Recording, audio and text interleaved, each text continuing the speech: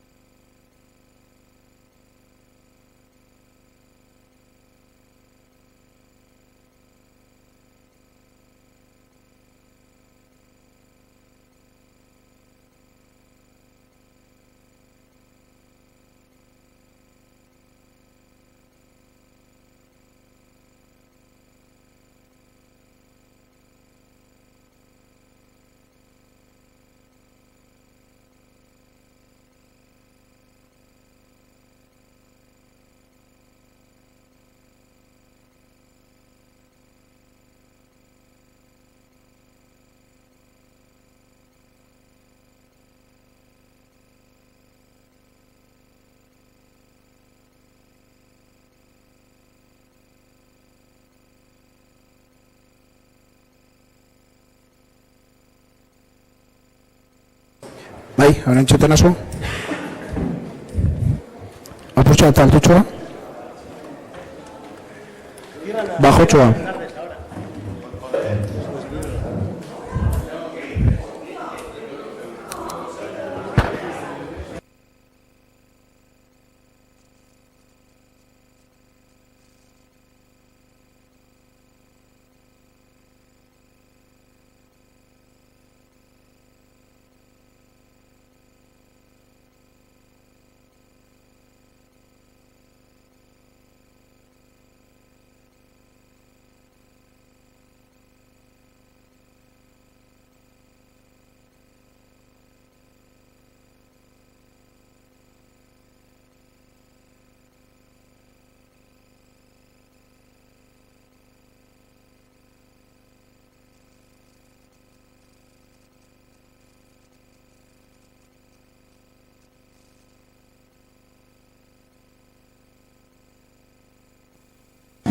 A ver, momentu bat, ontsa bai, ez da? Vale.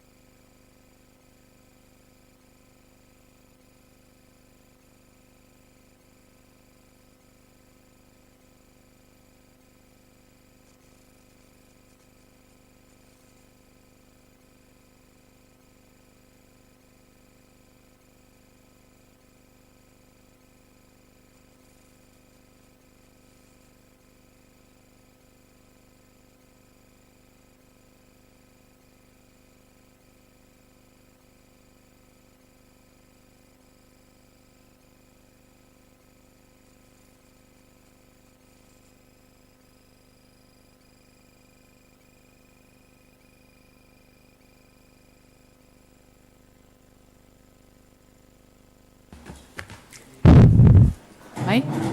Bale, arratsalde on danoi, ekingo zeu gaurko ohiko plenoari. Lehenengoa, bidezkoa balitz, aurreko akten zirriborroak irakurtzea eta onartzea. Hiru dekoguz, banamanan ingo dugu, bale? 2017ko ustailaren 27koa, ez ustailaren 18koa izen berko litzeke. Oker espana, basta? Txarto dago euskeraz hemen. Zozerra aipatzeko? Boskatuko dugu? Venga ba, 2017ko ustailaren 18koa. Alde? Ago batez. Urrengoe da, 2017ko abenduaren 21koa. Zozerra aipatzeko? Ez?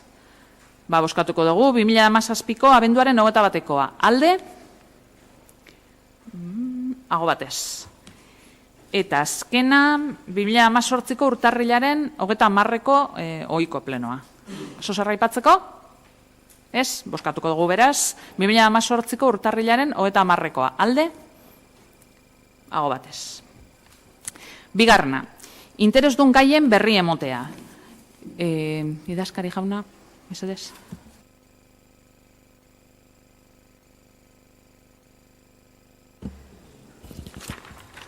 Bai, arratsaldeon.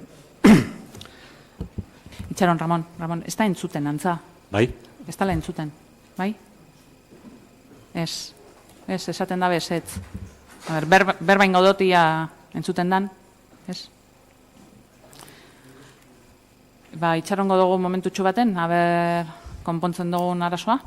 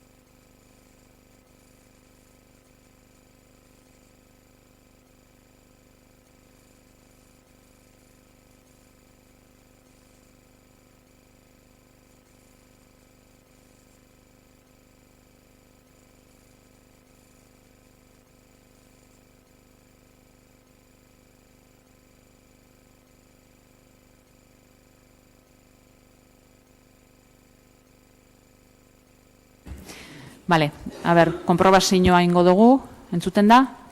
Bai? Ez? Itxo gara bera, baten batzuk bai, beste batzuk ez?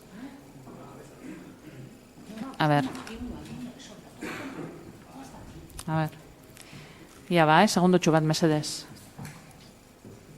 Entzuten da? Bai? Entzuten da? Bai? Bale, venga.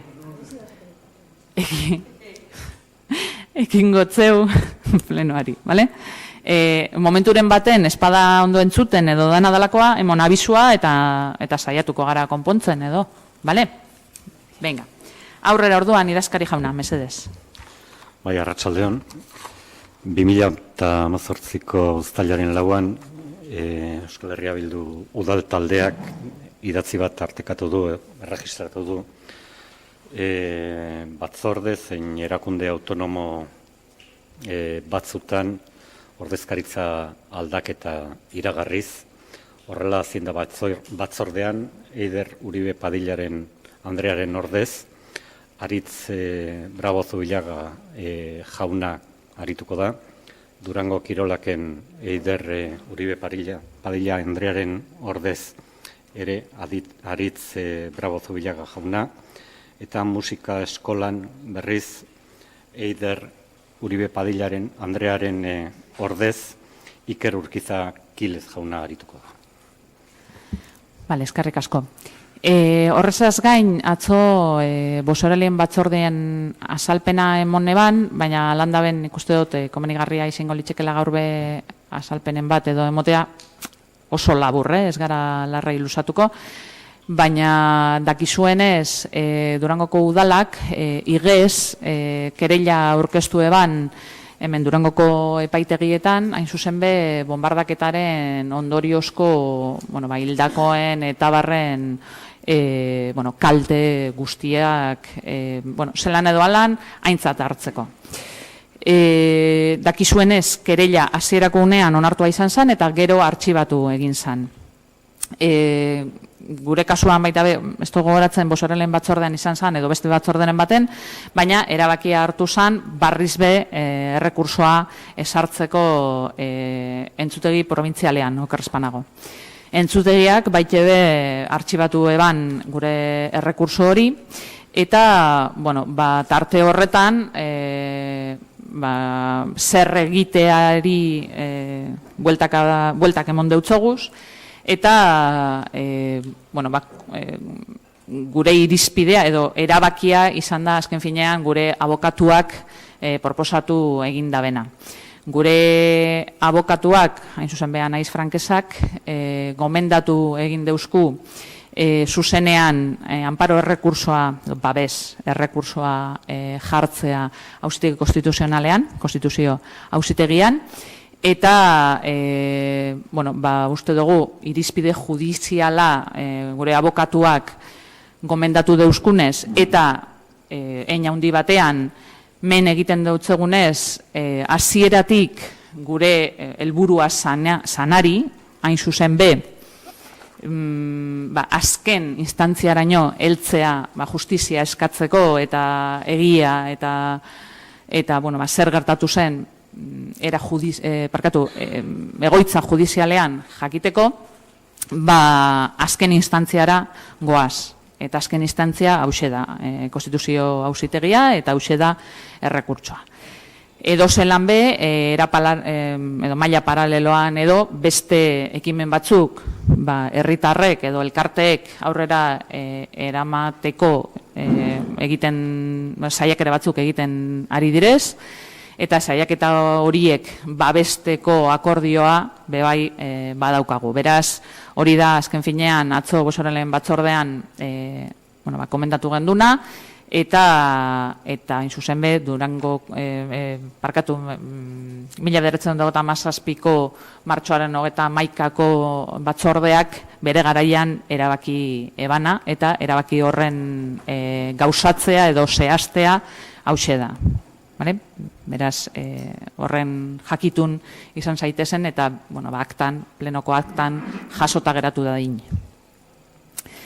Era berean, betiko lez, espedientean dagozan dokumentazio guztiak, agiru guztiak, eta ikusgai eukidugu danak idazkaritza nagusian, beraz, zuzenean pasartuko gara, 3. puntura.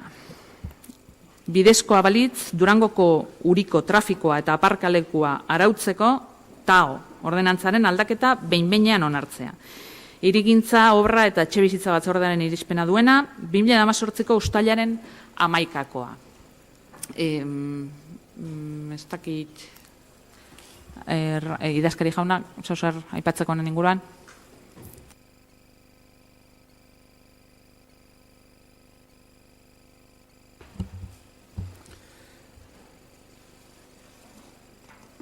Hirigintza, obra eta etxebizitzak batzordeak uztailaren 11an hartutako irizpidea dator pleno honetara. Irizpen honen arabera egunean indarrean dagoen ordenantzaren aldaketaren aldeko proposamena egiten da behin-behingoz eta ez behin betikoz horre deialdian agertzen den bezala, behin-behingoz, eta aipatzen edo azpimarratzen diren aldaketak irizpidean bertan datozte, San Inazio auzunean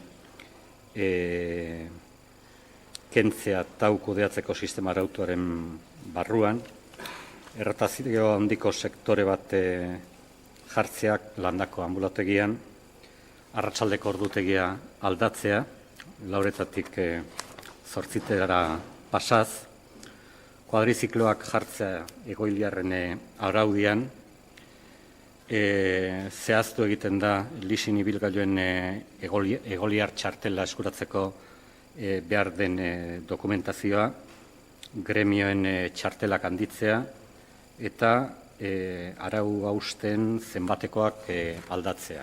Proposatzen dana, irizpenean proposatzen dana behin-behineko onespena da, hasierako onespena ematea da, ondoren jendaurrean egon beharko luke, 30 eguneko epez eta alabadagokio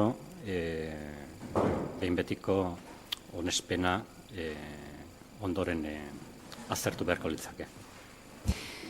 Eskerrik asko, txanda zabalduko dugu, Alderdi Popularra, Alderdi Sozialista. Arratsaldeon danori. Decir en primer lugar que el sistema OTA implantado en nuestro municipio es una de las actuaciones del resultado de muchos años de trabajo y de muchas personas implicadas en mejorar la movilidad de Durango, desde personal técnico y político del ayuntamiento hasta voluntariado. La OTA de Durango se implantó para fomentar la rotación de las plazas de aparcamiento en superficie, en aquellas zonas que por su actividad económica y comercial así lo requerían. No debemos olvidar que somos un municipio de servicios que necesita un sistema como el actual. La OTA es un sistema vivo que debe vigilarse y cuidarse para que no se degrade su funcionalidad. De ahí que desde su implantación se han modificado elementos en aras a un mejor servicio. Pero no es necesaria ninguna transformación sustancial. Gracias a los estudios de evaluación que se han desarrollado sobre la OTA de Durango desde su implantación, hemos podido observar su evolución continua y comprobar que su situación actual es adecuada. Como era de esperar, y se ha podido constatar a lo largo de los años, en las zonas periféricas donde no hay OTA se produce un cierto efecto rebosadero. En estos momentos, la oficina técnica está inmersa en una propuesta de nuevos aparcamientos disuasorios en los barrios periféricos. El objetivo es paliar la presión que esos barrios se ejerce los vehículos que aparcan viniendo de otros municipios. Además, se pretende reducir también la circulación interna del municipio. Ante la tentación de ampliar la OTA, debemos tener presente que su origen y su objetivo es extenderla en las zonas donde exista comercio. De ahí que el actual sistema de Durango abarque las zonas comerciales del mismo. En la previsión que hoy traemos se mejora el sistema para las personas que acuden al ambulatorio, acompañando a personas mayores, a personas enfermas y que tienen necesidades especiales de movilidad. Además, acabamos de concluir los trabajos para crear una plaza de aparcamiento de características especiales que solo puedan utilizar las personas que acuden al centro de personas mayores y a la residencia. El tiempo máximo de aparcamiento será de 15 minutos. Esta propuesta, por ejemplo, la llevamos a cabo a instancias y fruto de la colaboración que se da entre Durango Ciudad Amigable con las personas mayores y la oficina técnica del Ayuntamiento. Eskerrik asko. Herriaren eskubidea. Arratsaldeon. Bueno, con respecto a este tema de la OTA, para nosotros es una pseudomodificación que ha sido uno de los mayores despropósitos que hemos visto desde que estamos en el Ayuntamiento. La licitación de la OTA terminó en octubre del 17, 9 meses de retraso, y hoy estamos con la modificación de la ordenanza. En su momento hemos presentado 2 mociones para que se lleve a cabo una nueva licitación abierta a toda la ciudadanía, con sugerencias, aportaciones, y que dicha ordenanza sirva a las necesidades actuales de los y las durangueses y duranguesas. Después de 9 meses, todas las propuestas de la ciudadanía que se llevaron a cabo en el único foro que se realizó el 30 de noviembre, a raíz de una propuesta de una moción que hicimos, se han contestado recientemente denegando cada una de las aportaciones ciudadanas. Se han dicho no a todas las propuestas que hubo en dicho foro. Demandas del barrio de Fastubecoa, no. Demandas de la zona de Askatasune Torbidea, no. Demandas del barrio de Murueta Torre, no. Demandas de la calle Lendakari Aguirre, no. Demandas de las calles Bustincha y Siricha, no.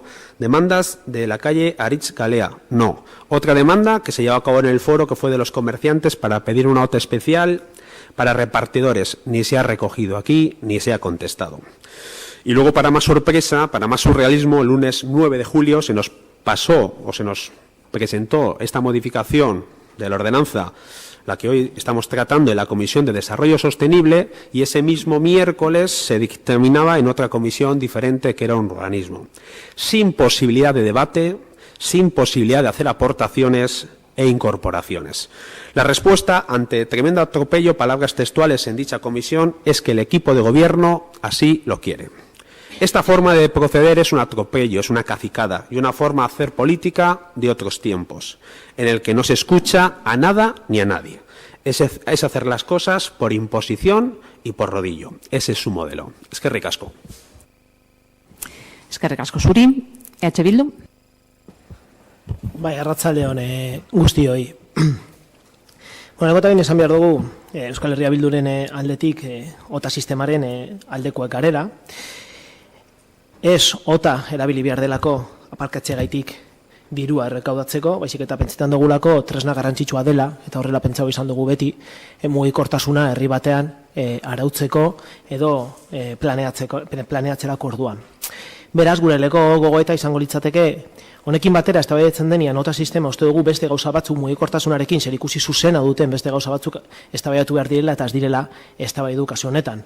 Adibidez, oinezkoentzako kaleak bihurtzea proposatzen ditugunean, uste dugu eztabaida honetan sartu behar direla. Parkin kanpokaldeko edo parkin periferikoak edo disasorioak eztabaidatzen ditugunean edo proposatzen ditugunean, testuinguru honetan ere proposatu behar direlako edo eztabaidatu behar direlako. Edo gaur egun Durango erdian dauzen parkin publikoak, ez diruz, ordaindu behar diren parkin publiko inguruan ere eztabaida bat eduki beharko genukela eta testuinguru berean, ez? OTAren ordenantza eztabaidatzen denean. Baina, klaro, eztabaida eta Durangoko PNV eta Alderdi Sozialista oksimoron bat dire, ez? Hemen ez dago eztabaida, hemen dago inposaketa. Lehenengo eta behin, herritarrek ez dutelako euki aukerarik bai proposamenak egiteko, baina ez entzuteko zein dan euren proposamenei ematen zaien erantzuna. Gaur egun parte hartzez da herritarrei egun bat konbokatzea, areto baten eure proposamena egitea, eta gero deskargu bat egin barik edo erabakiak azaldu barik, erabaki politikoak hartzea beste barik. Ondo legoke, behin deitzen zaienean, berriore deitzea esateko zergaitik bai edo zergaitik ez, eurek egindako eskaerari kasu egiten zaien ala ez. Bestela, ikusten dute euren parte hartza ez daukola inongo zentsurik eta kantza egiten dira. Badakit, zuentzako hori lehentasun bada. Herritarrek parte hartzea eskantzatzea, herritarrek parte ez hartzea. Holan egin aldituzue goi pertsonetako batzarrak eta esan parte hartze foruak egiten direla. Baina guk hau esan behar dugu. Hau ez da herritarren parte hartzearekin egin. Batzar bate egin zan, proposamen konkretu batzuk egin ziren batzar horretan, idatziz ere alegazio jaso dira, baina ez da egon deskargu bat, ez da egon azalpen bat herritarrei zergaitik hartzen diren erabakiak. Eta zer esanik ez, alde politikoen aldetik eduki dugun aukera parte hartzeko. Bederatzi hilabete pasau dira plegu berria atera behar zenetik, eta azken 10 egunetan proposamen itxi bat aurkeztu zitzaigun lehenengo eta behin garapen jasangarriko batzordean, azalpen batzuekin berdin zan han eztabaidatzea ala ez, erabakita zegoelako hurrengo hirigintza batzordean irizpena jasotzea.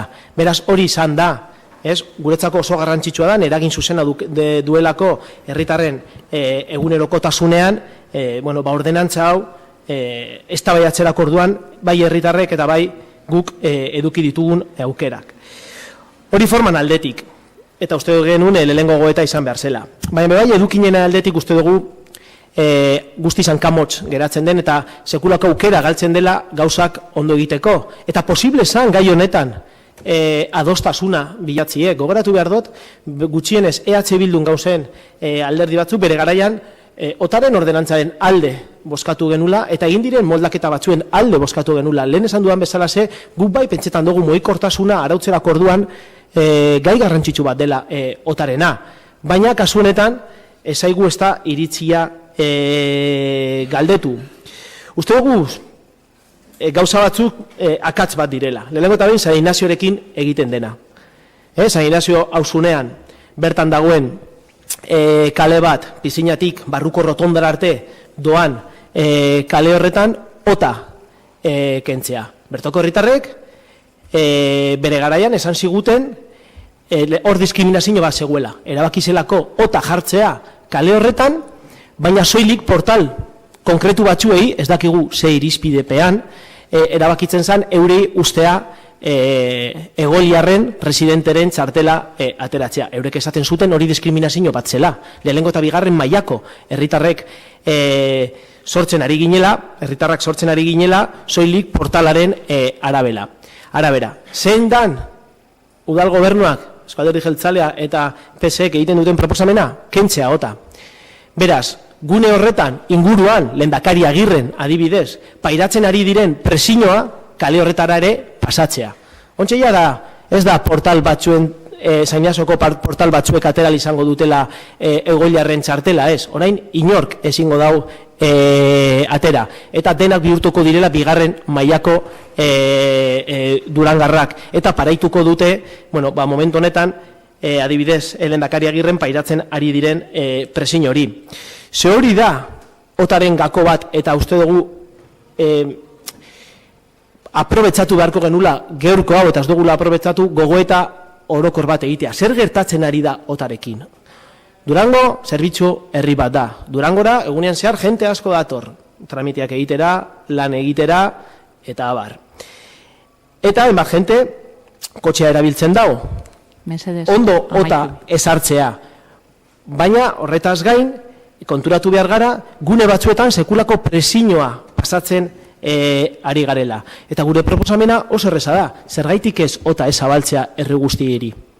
Ze arazo egongo litzateke herri guztiari zabaltzen baldin badugu ota. Lehengo eta behin, Durangarren artean ez genuke inongo ezberdintasunik egingo. Eta kanpotik datozernak jarraitu beharko lukete ordaintzen kotxearengatik Durangora etortzeagaitik. Horrela uste baitugu bukatuko zela diskriminazio horrekin eta era berean jarraituko genuke mugikortasuna arautzeko tresna garrantzitsu bat gure eskuetan edukitzen. Eskerrik asko. EAJ? Arrastion denori,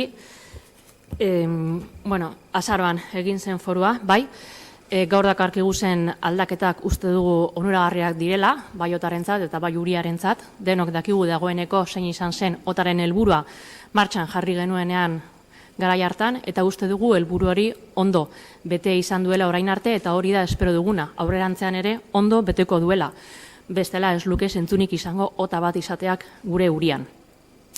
Ekarpenak ongitorriak izaten dira guztiak, aldaketak bai ekarpenak irizpide eta iritzi teknikoen arabera moldatzen dira edo barneratzen dira edo desestatzen dira.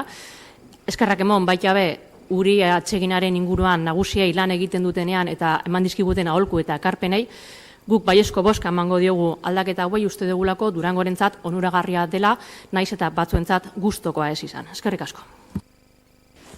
Eskerrik asko zuri, bigarren txanda, Alderdi Popularra, Alderdi Sozialista, herriaren eskubidea. Sí, bueno, yo creo que comentar que los objetivos de la OTAN no han funcionado en la medida que uno de los principales problemas que se recogen en las consultas que se hacen ciudadanas es el tema de aparcamiento. Entonces, hay una parte de la OTAN que no está cubriendo. Yo creo que sin más, la forma en que hemos gestionado esto, sin entrar en detalles, porque no ha habido oportunidad en ninguna comisión de hacer las aportaciones por nuestra parte, yo creo que a ustedes les sobra la ordenanza de participación ciudadana, les sobran las comisiones, los plenos, les sobra la oposición, les sobran las plataformas, les sobra en definitiva la ciudadanía. Las cosas se hacen en los despachos y al margen de lo que la gente diga. Digan lo que digan, no importa nada, va a ir para adelante. Se han hecho unas modificaciones pequeñas, se aumentan las infracciones. Se dice que hay que clarificar la documentación que hay que presentar. Yo creía que antes estaba claro lo que hay que presentar para quien pide presente que no, porque hay mucha gente que se le ha dicho que no. Se sacan unas plazas de alta rotación, se sacan 12 plazas de alta rotación, 12. En un sitio en el que muchas veces o días de la semana damos cobertura a toda la comarca. Y encima las aportaciones son las que ya en septiembre del 17 hizo una empresa que hemos subcontratado, Lever, que ya hace su informe. Y son las únicas que se han incorporado rechazando las de la ciudadanía. Y vemos que seguimos con problemas estructurales de aparcamiento en Durango, no se ha querido abordar el problema con seriedad y seguimos con la dejadez, seguimos dando respuestas al margen de lo que la gente proponga de los barrios. Ha habido un montón de gente de barrios, no ha sido una propuesta, sino una propuesta que representaba a mucha gente en los barrios. Se han desestimado. En cambio, pues eso, vamos haciendo cosas sobre la marcha, queremos quitar una zona verde, hacer 26 aparcamientos en la zona de Miquel de Olazarán, o sea, sin más. Lo dicho, a ustedes yo creo que les sobra a la gente. Eskerrik asko. Bildu.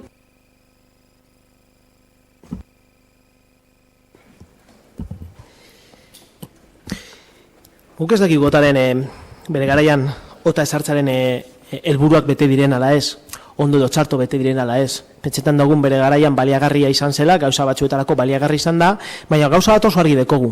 Arazoak sortarazi dituela. Eta politikari on batek, edo politikari desente batek, bere buruari galdetu beharko liokena da, arazoak baldin badaude, zelan konpondu alditut. Ez etortzea hona eta esatie, helburua bete dira, gauzak ondo indira, eta jarraituko dugu honekin aurrera. Arazoak daude, noski dauzela arazoak, baina ez nabil asmatzen gauza bat. Ayuitzen, Askatasunen, San Roken, Larrazoloetan, Lehendakari Agirre, Landakon, Fauste Bekoan, kale eta auzo horietan, arazoak sortarazten ari dira otarekin.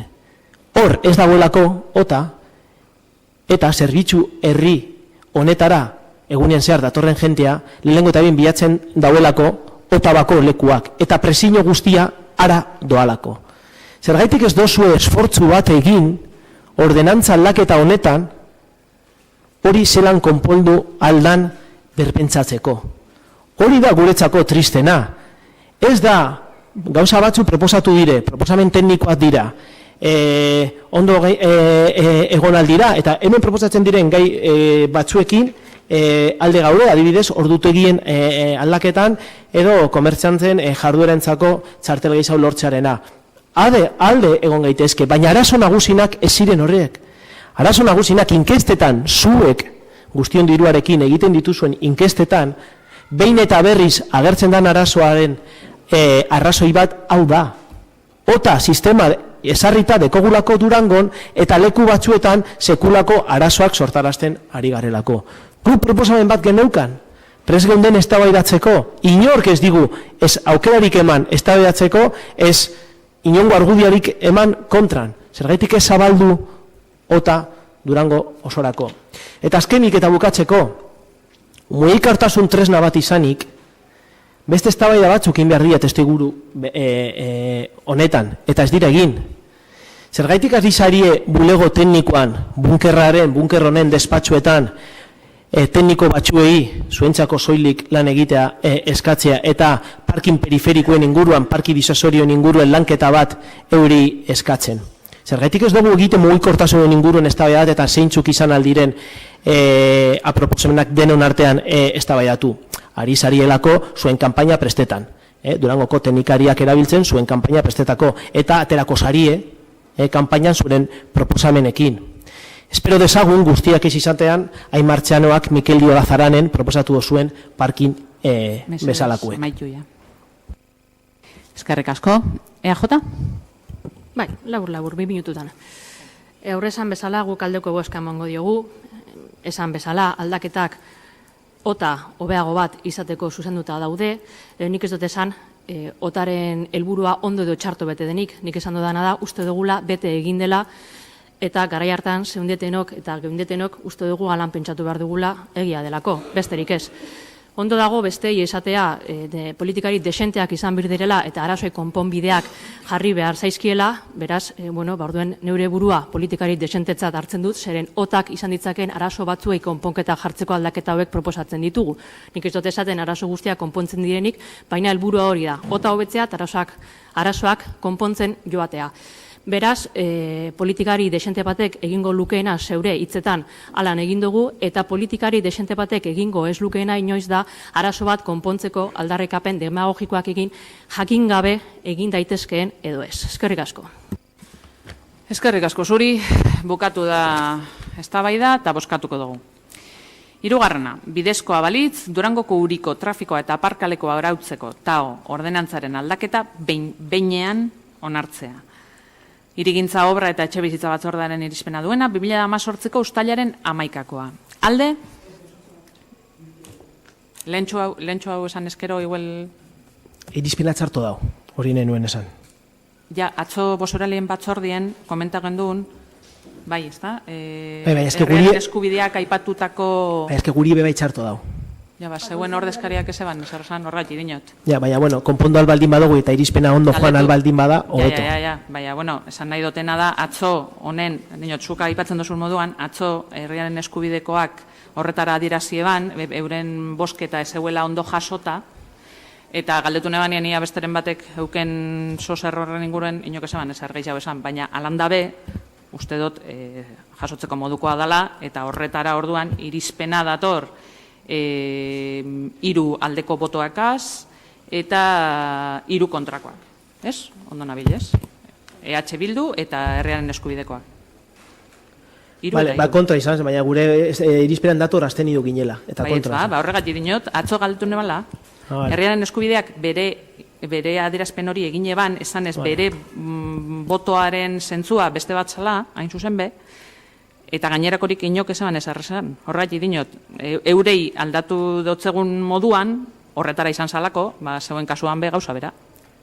3 bai eta 3 ez egon ziren, bale? Dinot, labur biltzearen. Bai? Bale, bueno.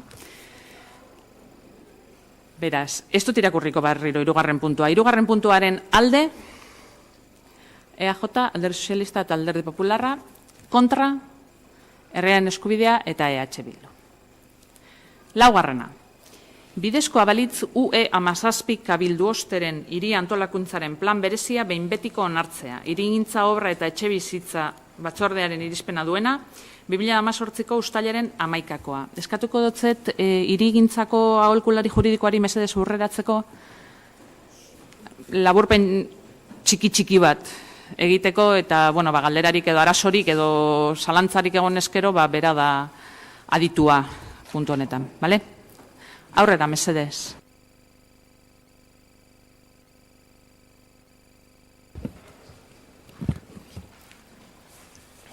Arratsaldeon.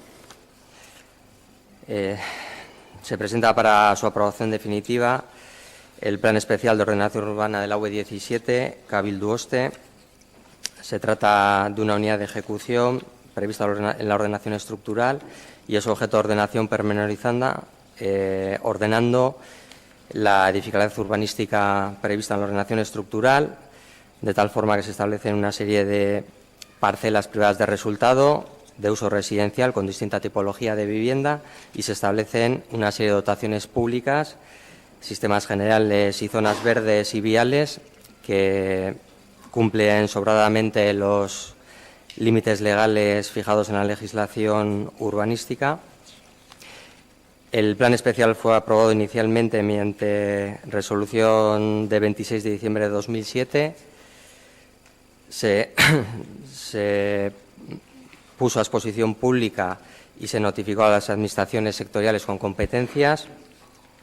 Transcurridos los plazos de exposición al público y una vez remitidas por las administraciones sectoriales los informes preceptivos, se formuló una alegación que es resuelta en sentido desestimatorio. Se propone desestimar íntegramente las alegaciones. En el informe aparece suficientemente motivado las razones y, asimismo, se incorporan a la propuesta de aprobación definitiva aquellos condicionantes impuestos por las distintas administraciones sectoriales que han informado al respecto, que básicamente son el Departamento de Carreteras de la Diputación Foral de Vizcaya, el Ministerio competente en materia de telecomunicaciones y la Administración competente en materia de aguas.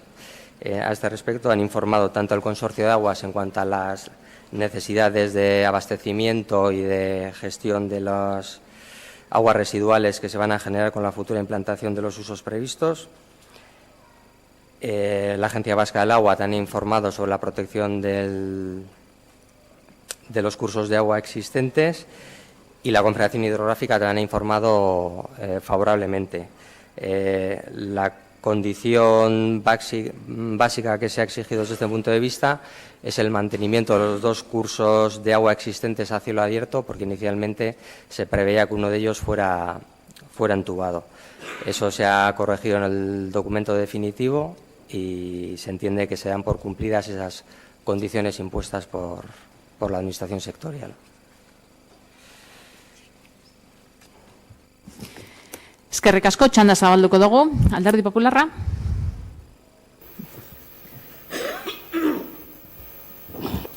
Arratsaldeon denoi, eskerrik asko, señora alcaldesa. Nos parece suficientemente razonados los motivos para rechazar las alegaciones y asimismo los motivos para la aprobación del resto de las condiciones de este punto 4 del orden del día. Eskerrik asko. Alderdi Sozialista. Sí, muy brevemente adelantar nuestro voto a favor. Quiero recordar que del total de los 21.000 metros cuadrados que supone esta unidad de ejecución de Cabildu Oste, 15.000 son destinados a zonas verdes y espacios libres y 6.000 a dotaciones para viales y zonas de coexistencia. También me parece importante destacar que en octubre del 2017 se llevó a cabo el Consejo Asesor de Planeamiento Municipal, donde se hicieron las siguientes aportaciones: eliminar los puntos negros de esta unidad de ejecución, implementar actividades económicas en el ámbito para enriquecer el uso del espacio libre, aumentar el número de plazas de aparcamiento en superficie y mejorar la conexión del carril bici con el Bidegorri.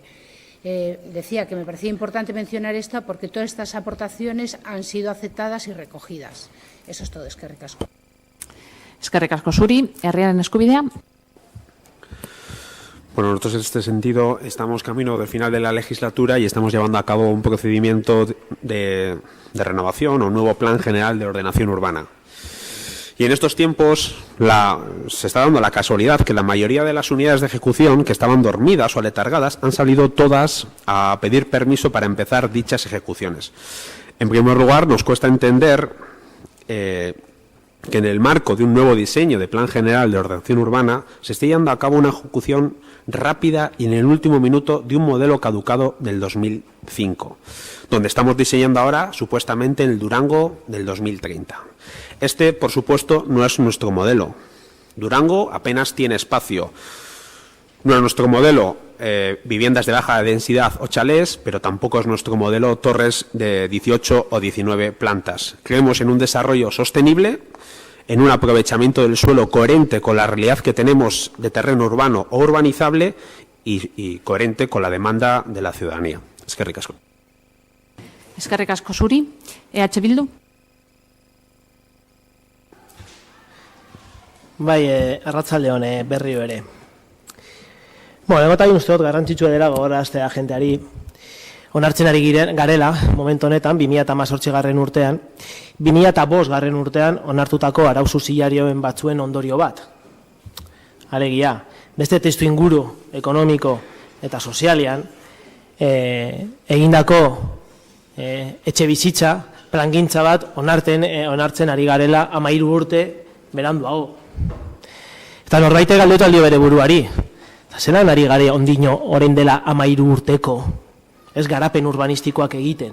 Esan momentua berraztertzeko, berrikusteko, beharrezko dien, bere garaian irudikatutako Durango ura, ze puntura arte bete dan ala ez, eta garai hartan aurrikusitako aurrikuspenak beharrezko diren gaur egun. Eta guk esango genioke baietz, guztiz beharrezko dela. Ez soilik 13 urte pasa direlako, baizik eta testu inguru oso ezberdin baten gauzelako, eta gainera uste dugu garai hartan hartutako erabaki estrategiko Durangon alegia, ladrillu bat jarri alzan, leku guztietan ladrillu bat jartzea, hori zan, garai hartan, arau subsidiario haietan erabakitako hildo estrategikoa, horretaz bizi izan delako Durango ekonomikoki, udal bezala, dinot. Pentsatu behar dugu, ikusi dugulako oso arriskutsua izan dela. Ikusi izan dugulako gure kontuak, udal kontuak, zenolako arazoak pairatu duten apostu estrategiko hori egiteagaitik eta etorritako krisianen ondorioz. Beraz, guztiz beharrezkoa da hori beraztertzea. Baina hemen gaude, 13 urte beranduago, inoiz bukatzen ez dan, deia bif baten jarraitzen dugu hemen. Bitartean, plan generala berraztertzen ari garela esaten dugu, plangintza parte hartzaileak martxan jartzen ditugula, hor dakagu gure webgunean PGUren edo plan general de ordenación urbanaren berrazterketaren webgune berezi bat, baina hori berdin zaigu. Hor entretenitzen ditugu herritarrak, eta bitartean jarraitzen dugu, orain dela 13 urte onartutako garapen urbanistikoak onartzen pleno honetan. La portavoz del Partido Socialista ha hablado de algunos datos. Se ha olvidado, seguramente inconscientemente, un dato. Y es que vamos a hacer 12 chalets. En Durango, en el año 2018, en este Durango donde hay 950 personas apuntadas en Etxebide reclamando el derecho fundamental a la vivienda y el 90% de esas 950 personas reclama vivienda en alquiler, vamos a hacer 12 chalets.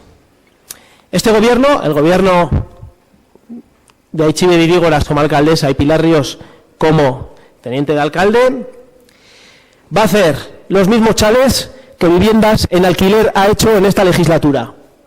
12 viviendas en alquiler, 12 chalets. Ese es el dato. Ahora bien, si nos vamos a 2005, que fue cuando se aprobó estas normas, el dato es abrumador. En Durango habéis hecho 39 chalets y 12 viviendas de alquiler. Ese es vuestro dato y esa es vuestra herencia, la que dejáis en Durango y la que vais a dejar. 39 chalets, con Etxesurioste y los que vais a hacer ahora en Cabildoste, y 12 viviendas en alquiler. Cuando hay 950 personas reclamando el derecho fundamental a la vivienda y lo hacen prioritariamente con el alquiler. Y alguien dirá, joder, el que quiere vivir en un chalet tiene derecho, por supuesto que tiene derecho, pero para eso está la promoción privada. Nosotros, desde lo público, no hemos sido capaces de darle salida a las 950 personas que reclaman el tener derecho a una vivienda. Desde luego que de lo privado se ha cubierto muy bien. Chalés, toda clase de viviendas privadas en Durango. Queremos hacer 554 viviendas, 440 de lujo en el centro de Durango. Desde luego, al que tiene dinero no le falta oferta privada. Ahora bien, decirle a esas personas que tienen que acudir a Etxebide que vuestros datos son estos: 39 chalés en Durango y 12 viviendas de alquiler desde el año 2005 es lo que habéis desarrollado de aquellas normas subsidiarias.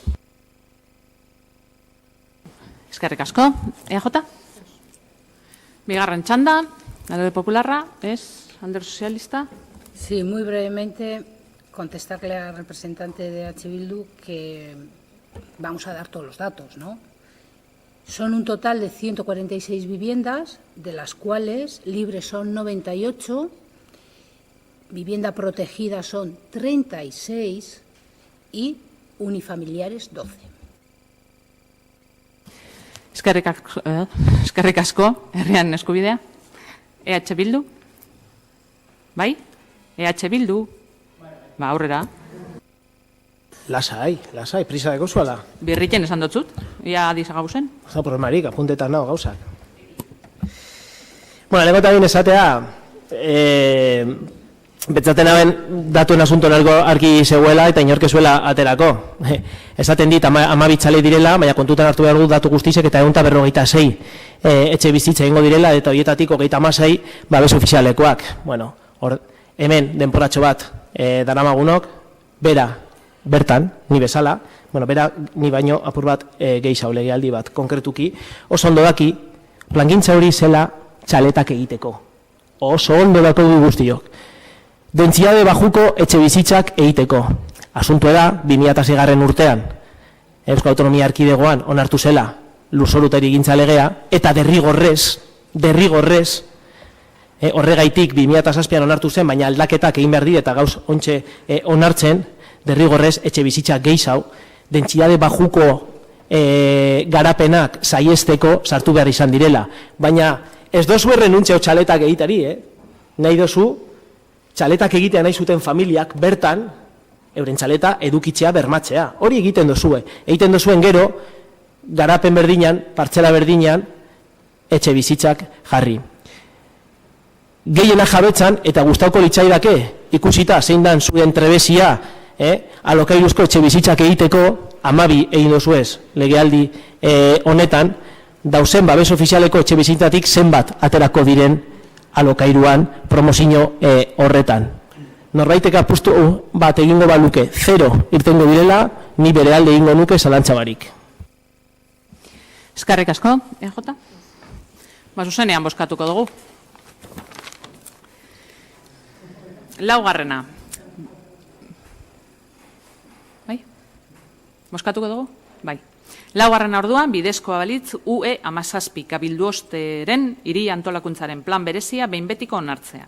Hirigintza obra eta etxebizitza batzordearen irizpena duena 2018ko uztailaren 11koa. Alde, EJ, Alderdi Sozialista, Alderdi Popularra, kontra, herriaren eskubidea eta EH Bildu, suposatzen dut danak. Bosgarrena, eskerrik asko, parkatu, aholkulari jauna. Bosgarrena, bidezkoa balitz, 10/2018 kreditu aldarazpen espedientea onartzea. Ogasuna, pertsonala eta udaltzaingoaren batzordaren irizpena duena 2018ko uztailaren 11koa. Kontu hartzaile, Andrea, mesedez? Arratsaldeon. Uztailaren 4ko ogasun, pertsonala eta udaltzaingo batzordeak aurtengo 10ko kreditu aldarazpen proposamenaren irizpena eman zuen osoko bilkura honetara ekartzeko. Kreditu aldaketaren zenbateko osoa 787.784,24 eurokoa da. Finantzaketa diru soberakinaren kontura egingo da eta finantzatuko diren partidak hauesek izango dira. azokaren birgatze proposamena 15.000 euro. San Agustineko jarduera baimena 30.000 euro. Andragunearen jarduera baimena 4.000 euro. Ezkurdiko kioskoa berritzeko proiektua 20.000 euro. Lokaletako informatika programa 12.200 euro. Postetzeko karkaba 1.000 euro.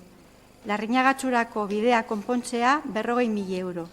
Irigintza arloko sententzia 76.978,16 euro. Irigintza arloko beste sententzi bat 38.955,52 euro. San Fausto Aporen birsailkapena 22.916,71 euro. Errotaritzuena sasikoa jolasak 152.000 euro. Izurketetan aurrestea 30.000 euro. Aldezarren sarbidea 88.000. Durango eraikitzenen ekarpena 78.753,85 euro. Eskerrik asko, txanda zabalduko dugu, Alderdi Popularra.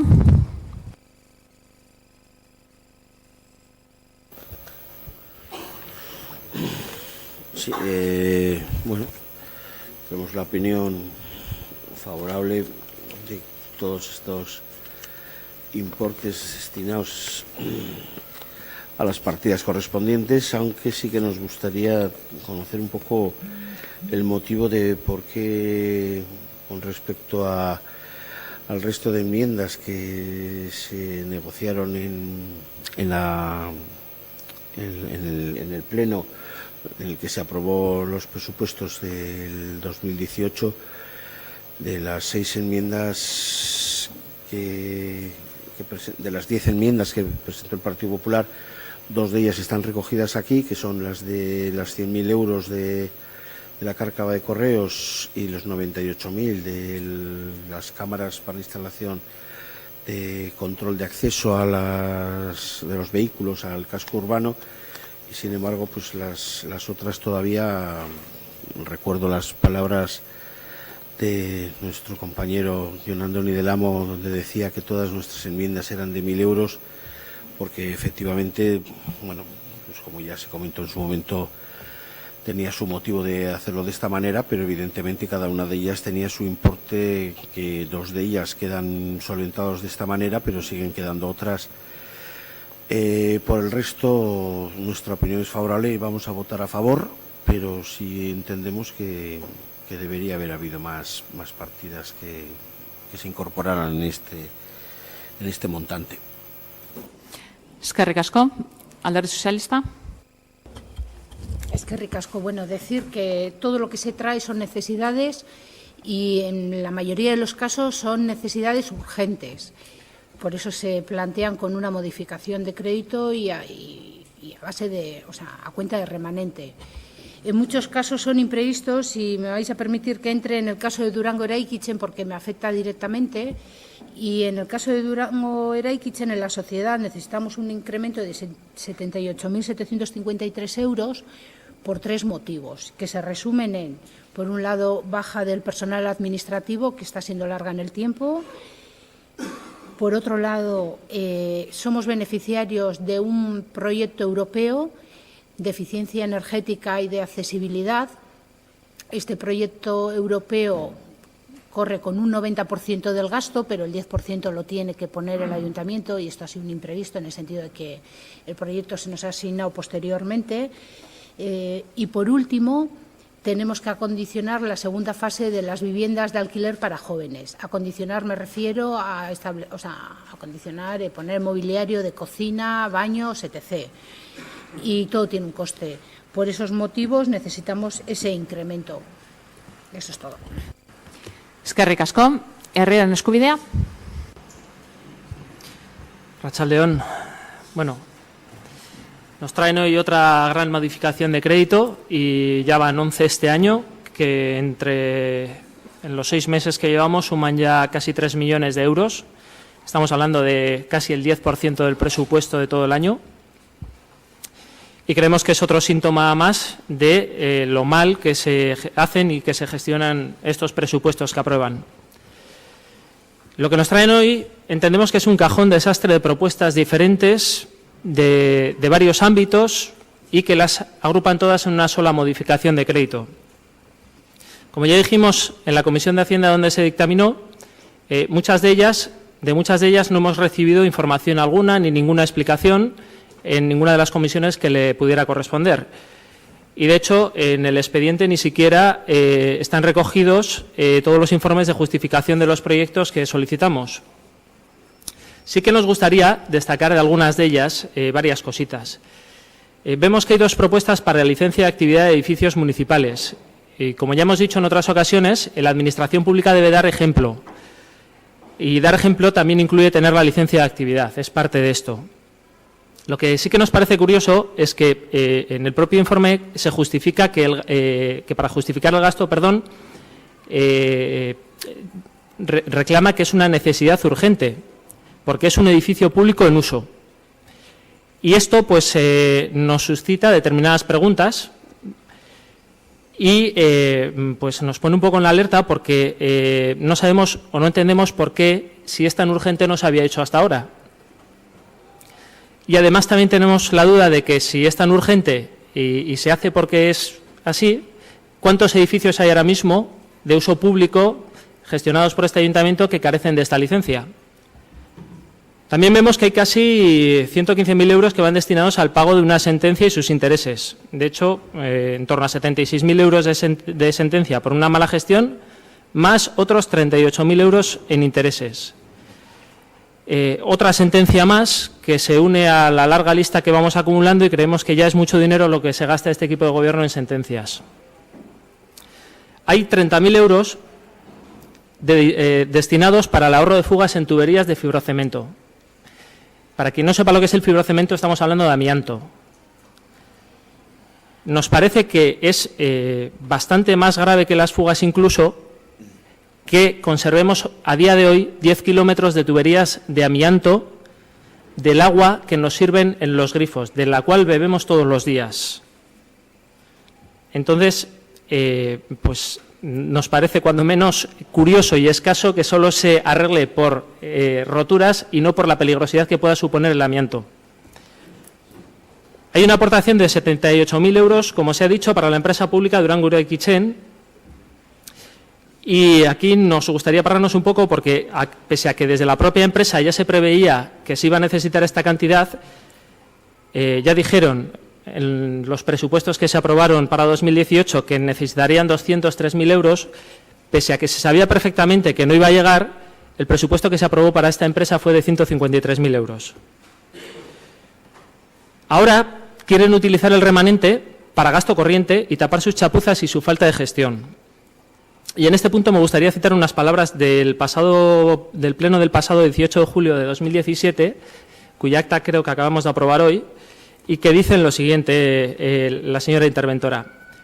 Con el tema de utilización de remanente exclusivamente para inversión o gastos generales, desde esta intervención entendemos que sí se puede utilizar remanente de tesorería para gasto corriente, pero nunca que sea estructural, es decir, nunca podríamos decir que el gasto del ayuntamiento en luz es 4, sabiendo que es 16, y sacar los otros 12 de remanente. Pues bien, sabíamos perfectamente que las necesidades de gasto para 2018 de Durango y Uraikitzen iban a ser 203.000 euros y, pese a ello, aprobaron un presupuesto de 153.000, como así lo reconoce el propio informe que justifica este cambio esta modificación de crédito. Y esto lo hicieron sabiendo que no iba a ser suficiente y hoy en día lo quieren tapar con remanente, algo que hace un año decían que no se podía hacer. En el conjunto, pues es posible que si se hubieran llevado estas propuestas a las comisiones, se hubieran presentado, se hubiera informado y se hubieran explicado debidamente, hubiéramos podido estar de acuerdo con varias de ellas. Sin embargo, han decidido presentarlas todas juntas en un pack sin dar ninguna explicación. Y, como es lógico, no podemos apoyar proyectos sobre los que no tenemos ni la más mínima información. Por ello, nos gustaría proponer hoy aquí que se retirase este punto del orden del día y se llevase todos y cada uno de estos proyectos a las comisiones correspondientes y se volvieran a traer a este pleno de forma individual. Eskerrik asko. Eskerrik asko zuri, EH Bildu. Vaya, arratsaldeon guztioi. En primer lugar, indicar que como aparece aquí en el informe de la modificación de crédito, para nosotros no son temas urgentes. La mayoría de ellos son asuntos ordinarios que tendrían que haber sido planteados en los presupuestos. Como indicaba Pili y bien ha comentado el compañero de Riaren Eskubidea, sobre la aportación de Durango Eraikitzen ya lo denunciamos en la Junta de Durango Eraikitzen. La parte técnica presupuestó pues 70 y pico mil euros de más, hizo bien su trabajo, pero la parte política, como viene siendo habitual, recorta los gastos porque no le llegan los ingresos. Entonces recortó esa parte en Durango Eraikitzen y ahora no le llega. Aparte de que hayan salido nuevas necesidades, pero si hubieran aprobado ese dinero que en su día propuso la parte técnica, pues le llegaría y no haría falta hacer esta modificación de crédito. Sin entrar ya en lo que ha comentado Jorge sobre el tema de usar remanente para gasto corriente. Lo hemos denunciado una y otra vez en liquidaciones presupuestarias, en las cuentas generales, etcétera, pero no se nos hace ni caso. En segundo lugar, creemos que tendrían que ser mejores gestores y plantear unos presupuestos realistas. Ya llevan unos cuantos años gobernando. Esta modificación de crédito, como otras que han pasado por este pleno, es consecuencia de plantear una partida de inversiones irrisoria. Para este ejercicio 2018, 144.000 euros, de los cuales en realidad solo serían 50.000 de inversión. El otro, a nuestro entender, ya lo hemos denunciado, sería gasto, pero bueno. Y luego ir tirando, como hacen ahora, ir tirando de remanente, ¿no? De ese dinero ahorrado, que nos venden, dinero ahorrado, para hacer modificaciones de crédito, como en esta ocasión, por valor de 700.000 y pico euros. Permítame aclararlo de ese dinero mal llamado ahorrado. Es consecuencia de la no gestión. Es consecuencia de no llevar a cabo los proyectos que año tras año se han ido aprobando, que año tras año no se han ido haciendo. Y ahora tenemos dinero aprobado, dinero ahorrado. Qué fácil es ser buen gestor en épocas bollantes, donde gracias al ladrillazo se ha ingresado mucho dinero por impuestos en este ayuntamiento. Y aún así no han sido capaces de hacerlo bien. No solo por los 12 millones en sobrecostes que hemos pagado todas las personas duranguesas en inversiones en las dos legislaturas anteriores, como ha sido en el Polideportivo Landako 2, que tuvo un incremento de un 40%, se licitó, salió la obra por 8.800.000, se hizo una modificación, un incremento de valor de 3.400.000, no salió por 12.300. En Curuche Santo, pues salió la licitación de la obra por 747, hubo un incremento de 793, un 106%, salió la obra al final 1,5 millones. La tribuna de Tavira, que una parte da a las huertas, pues salió la obra por 2.100.000, hubo una modificación, una ampliación de 3,5 millones, nos salió la broma 5.600.000, un 168% de incremento. La biblioteca, pues otro tanto lo mismo, salió la obra por 2,5 millones, una modificación, una ampliación de 2.100.000, un 82% de incremento, nos salió la obra por 4.700.000. Hizkuntza Eskola, salió la obra por 3 millones, un incremento de 1.700.000, un 57% de incremento, la inversión final, pues 4.700.000. Lariz Torre, por lo tanto de lo mismo, salió la obra por 859.000, una ampliación de 231.000, salió la obra por 1 millón de euros. La Escurdi Plaza, salió la obra por 1.400.000, una modificación de medio millón, la obra al final nos salió por 1.900.000. En total, 12 millones, 12 millones de más hemos gastado en sobrecostes en estas dos últimas legislaturas. Que esos 12 millones, pues se podrían haber utilizado para otras cosas que se han dejado de hacer, como son los centros cívicos de San Fausto o Herría, como es el vial Urquio-Alde, como es la urbanización de Antxosteguis, Aramoch. También se ha dejado de pagar la deuda del pabellón de multiusos. Muchas cosas se han dejado de pagar. Para vosotras, en estos últimos años, ha sido más importante arreglar las fuentes y tener las rotondas llenas de flores. Ahora, a día de hoy, con los ingresos corrientes, justo llega para cuadrar el gasto ordinario y tienen que andar tirando de estos falsos ahorros para poder hacer algo. ¿Qué ocurrirá cuando estos falsos ahorros se acaben? ¿Será por eso que son tan amigas de don Ladrillo y doña Cemento? Quieren que se siga construyendo y construyendo viviendas, torres, rascacielos. Creemos que hay otra forma de hacer política y conseguir esos ingresos, sin vender nuestro pueblo a las empresas cementeras y constructoras amigas del PNV y del Partido Socialista. Nosotras y nosotros os solicitamos que no usurpéis otro debate más. El debate de hacer con el dinero del remanente algo entre todos. Debatamos para fijar prioridades. Para nosotros y nosotras, entre otras prioridades, serían la de hacer el Centro Cívico de Ría, que llevan dos legislaturas prometiendo, reurbanizar Antxosteguis, que llevan 3 promesas electorales en sus panfletos prometiendo, arreglar el bar de San Fausto, que están hoy aquí los vecinos de San Fausto para ver qué hay del bar, que les habían prometido que iba a venir a este pleno y no se sabe nada de ello, para arreglar el baserri de San Fausto o los columpios de Retoraichuena, que una de las cosas que va en esta modificación. Eskerrik asko. EAJ, baina gogoratzen dut 5 minutu diesela, Sí, intentaré cumplirlos. Bueno, cabe decir que vamos a dar nuestro voto a favor a las modificaciones de crédito.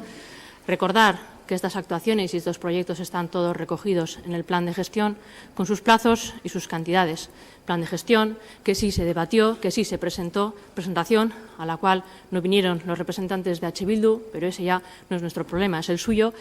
Y son actuaciones que están recogidas y que son públicas, no son actuaciones que se han traído a última hora.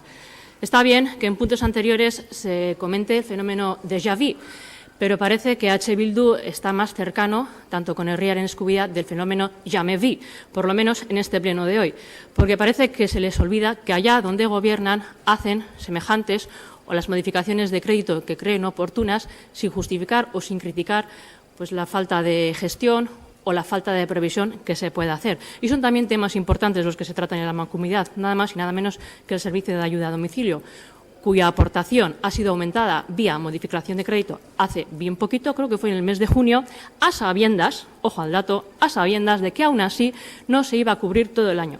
Con lo cual entiendo yo que el portavoz de H. Bildu irá raudo y veloz a la Mancomunidad a darle el correspondiente tirón de oreja al presidente de la Mancomunidad porque ha hecho una gestión errónea, ha hecho un cálculo insuficiente no solo en los presupuestos, sino en la modificación de crédito que ha aprobado hace un mes. Luego está muy bien vender consejos, pero hay que guardar unos pocos para uno mismo y no venir aquí a pretender dar lecciones de nada a nadie, tanto de H. Bildu como de Herriaren Eskubidea, cuando donde gobiernan hacen lo mismo, con los mismos criterios, dicen lo mismo que otros decimos aquí para justificar las modificaciones de crédito y no tienen ningún problema, además, en no separar los puntos de las modificaciones a sabiendas de que el pueblo de Durango no está incluido en basuras y, en teoría, no debiera votar cosas relacionadas con basuras. Eskerrik asko. Eskerrik asko zuri, bigarren txanda, minutu bi, Alderdi Popularra, Alderdi Sozialista. Sí, muy brevemente, decirle al representante de Herriaren Eskubidea, sabe que se han llevado a las correspondientes comisiones los proyectos que se traen. Es más, a la sociedad Durango Eraikitzen se debatió largo y tendido sobre estas necesidades extraordinarias de dinero. Bueno, consta en el acta la podemos hacer pública, no hay ningún problema, estaba el señor Ríos presente en esa sociedad y allí se trabajó. Poco más, decir que es cierto, EH Bildu está gobernando en la Mancomunidad y está llevando a cabo modificaciones de crédito. ¿Por cálculos mal hechos? No lo sabemos, pero la realidad es esa. Y es cierto que todo el discurso que hoy se ha hecho aquí, tal cual se puede llevar allí. Entonces, plantéense que exactamente lo que están criticando, aquí al lado, donde somos parte, lo están llevando a cabo, donde están gobernando. Y es muy cínico venir hoy aquí a dar lecciones cuando están haciendo eso más gravemente, porque lo están haciendo con gasto corriente y calculando cantidades que no llegan para cubrir servicios como es la ayuda a domicilio. Entonces, bueno, eso de dar lecciones y de estar por encima del bien y el mal, no sé. Y a Herriaren le insisto que estaba presente, a ver si va a ser que, bueno, el acta también va a mentir. Eskerrik asko, herriaren eskubidea. Bai. Bueno, por ir aclarando conceptos, igual empezando por detrás, no hemos dicho que todas las que aquí se enumeran no hayan pasado por las comisiones, hemos dicho que muchas. Eso es lo que hemos dicho. Y no solo eso, sino que además en la Comisión de Hacienda preguntamos expresamente si habían pasado por comisiones como la de urbanismo y ni siquiera se nos supo responder. Bueno, algunas sí, esta no sé. Esa es toda la respuesta que hemos tenido y toda la información que hemos tenido de parte de estas propuestas. Vemos que se acuerdan mucho de la mancomunidad. Aquí llamamos demagogos a los demás muchas veces, o su discurso por lo menos, y comparamos un servicio a demanda al que se le da una dotación, como es el servicio del SAT, con estas propuestas que nos traen, como una rehabilitación, como sentencias que nos han llegado por mala gestión, o como lo que estábamos comentando, Durango-Eraikitzen, que nos habían dicho que hacía falta y han preferido mirar a otro lado y poner menos dinero para luego poder cogerlo de remanente. En el caso del servicio del SAT es muy sencillo, es un servicio a demanda, se pone una dotación todos los años similar y si la demanda supera lo que se ha presupuestado, se amplía. Y si no supera, pues se queda como está. De todas formas, no nos han contestado a la solicitud. Hemos traído una solicitud aquí para que podamos debatir gran parte de estas propuestas de la cual no hemos tenido información en ningún momento y que se lleven a la comisión adecuada. No es así el caso de Durango-Eraikitzen, a la cual nos oponemos por lo que hemos dicho, porque ya estaba presupuestada y porque la misma intervención dijo hace un año que esto no se puede hacer. Y no se puede hacer con gastos, no se puede hacer cogiendo del remanente, que son esos supuestos ahorros, como hemos dicho aquí, que vienen dados de que la ejecución presupuestaria de este ayuntamiento es de en torno al 92-93%. Eso quiere decir que mientras a la ciudadanía se le sigue diciendo que no hay dinero para arreglar el caserío de San Fausto, sí, o el bar o muchas otras actuaciones, se dejan de gastar de los presupuestos anuales cerca de 3 millones de euros. Eskerrik asko. Eskerrik asko zuri, EH Bildu. Ni doy lecciones a nadie ni pretendo hacerlo. No he estudiado magisterio ni he hecho el CAP para ser profesor, como nos tiene acostumbrado, sin embargo, la señora alcaldesa, que nos trata de sus alumnos y actúa como profesora. Sin embargo, tampoco estoy por encima del bien ni del mal. Perdón. Eso es una apreciación de carácter personal que espero que se retire y no conste en el acta. Espero que se retire y no conste en el acta. ¿Está de acuerdo? No. Bien, en ese caso tomaré las medidas oportunas. Conste en el acta su literalidad, por favor. Como decía, ni estoy por encima del bien ni del mal. Las modificaciones de crédito son una herramienta que se utilizan en las diferentes instituciones, ya sea en Mancomunidad o en otras, que tanto les gusta mencionar la Mancomunidad, pero lo cual no quiere decir, eso como digo, son una herramienta y se pueden usar, pero hay que usarlas como es debido. No sé cómo las utilizará en la Mancomunidad, porque no me encargo de gestionar la Mancomunidad. Pero hágaselo mirar, señorita Oistidi, y mírenlo, pero dentro, en el ayuntamiento, en el que gestiona, en el que gobierna, o al menos intenta. Porque ya que habla de basuras, hay que comentarle que el contrato de basuras lo han sacado por importe inferior al cual nos ha venido costando en años anteriores, con lo cual no sé cómo lo pretenden hacer, cuando encima hemos sumado nuevos servicios, nuevas zonas, etcétera. Pero bueno. Como decíamos antes, insistimos en generar un debate para decidir entre todos en qué invertir el dinero del remanente, ya que estamos hablando de unos 6 millones de euros, que luego llegan solicitudes de asociaciones, plataformas u otros entes del municipio y se dice que no hay dinero para esas inversiones, cuando en realidad existe ese dinero acumulado por no haberse realizado las promesas anteriores. Y ahora, ante nuevas necesidades, creemos que hay que abrir el debate y decidir cuáles son las nuevas prioridades, y no aquellas que se decidieron hace un montón de años. Visto el momento en el que nos encontramos, nosotros y nosotras proponemos eliminar en esta modificación de crédito las partidas para las sentencias urbanísticas, ya que creemos que es necesaria una explicación ante la ciudadanía de por qué tenemos que pagar ese dinero y de dónde viene. Creemos que la alcaldesa y su equipo tienen que dar la cara y explicar a qué se debe y por qué. También proponemos eliminar la partida de las cámaras para acceso al casco histórico, que es un tema que creemos que pueda esperar. Y con esa cantidad de dinero, serían unos 212.000 euros, que quedarían libres en esta modificación de crédito, proponemos que se acometa al bar de San Fausto, que según los números gordos que nos ha pasado el señor arquitecto serían 90.000 euros, y que se acometa el proyecto del Centro Cívico de Ría, con el resto del dinero. Jon, amaitzen mesedez. Y esperemos que, si las elecciones del próximo mayo lo posibilitan, veremos otra forma de hacer política, una mejor forma de gestionar el dinero público, un Durango más verde y más sostenible en todos los sentidos. Y para finalizar, solicitamos votar partida por partida. EAJ. Sí, antes que nada, por empezar, señorita Goiztidi, no, con todos los respetos, señora Díaz, porque que yo recuerde, señorita es un término que ha sido eliminado por discriminar a la mujer. Con lo cual, para empezar, si me quieres llamar de una forma respetuosa, Aldo sin discriminaciones, señora Díaz. Y por seguir, también EH Bildu me alegra mucho de que os queréis la catreta y que habléis los primeros vosotros de elecciones y que pongáis de manifiesto cuál es vuestro fin. Me alegro de que lo hagáis y así todas y todos sabemos de qué se trata el juego. Comparar la mancomunidad con esto, evidentemente, esto no es lo mismo que la mancomunidad. Yo lo que comparo es la herramienta que se utiliza en un lado y en otro, y que en un lado parece que sí vale y en este no.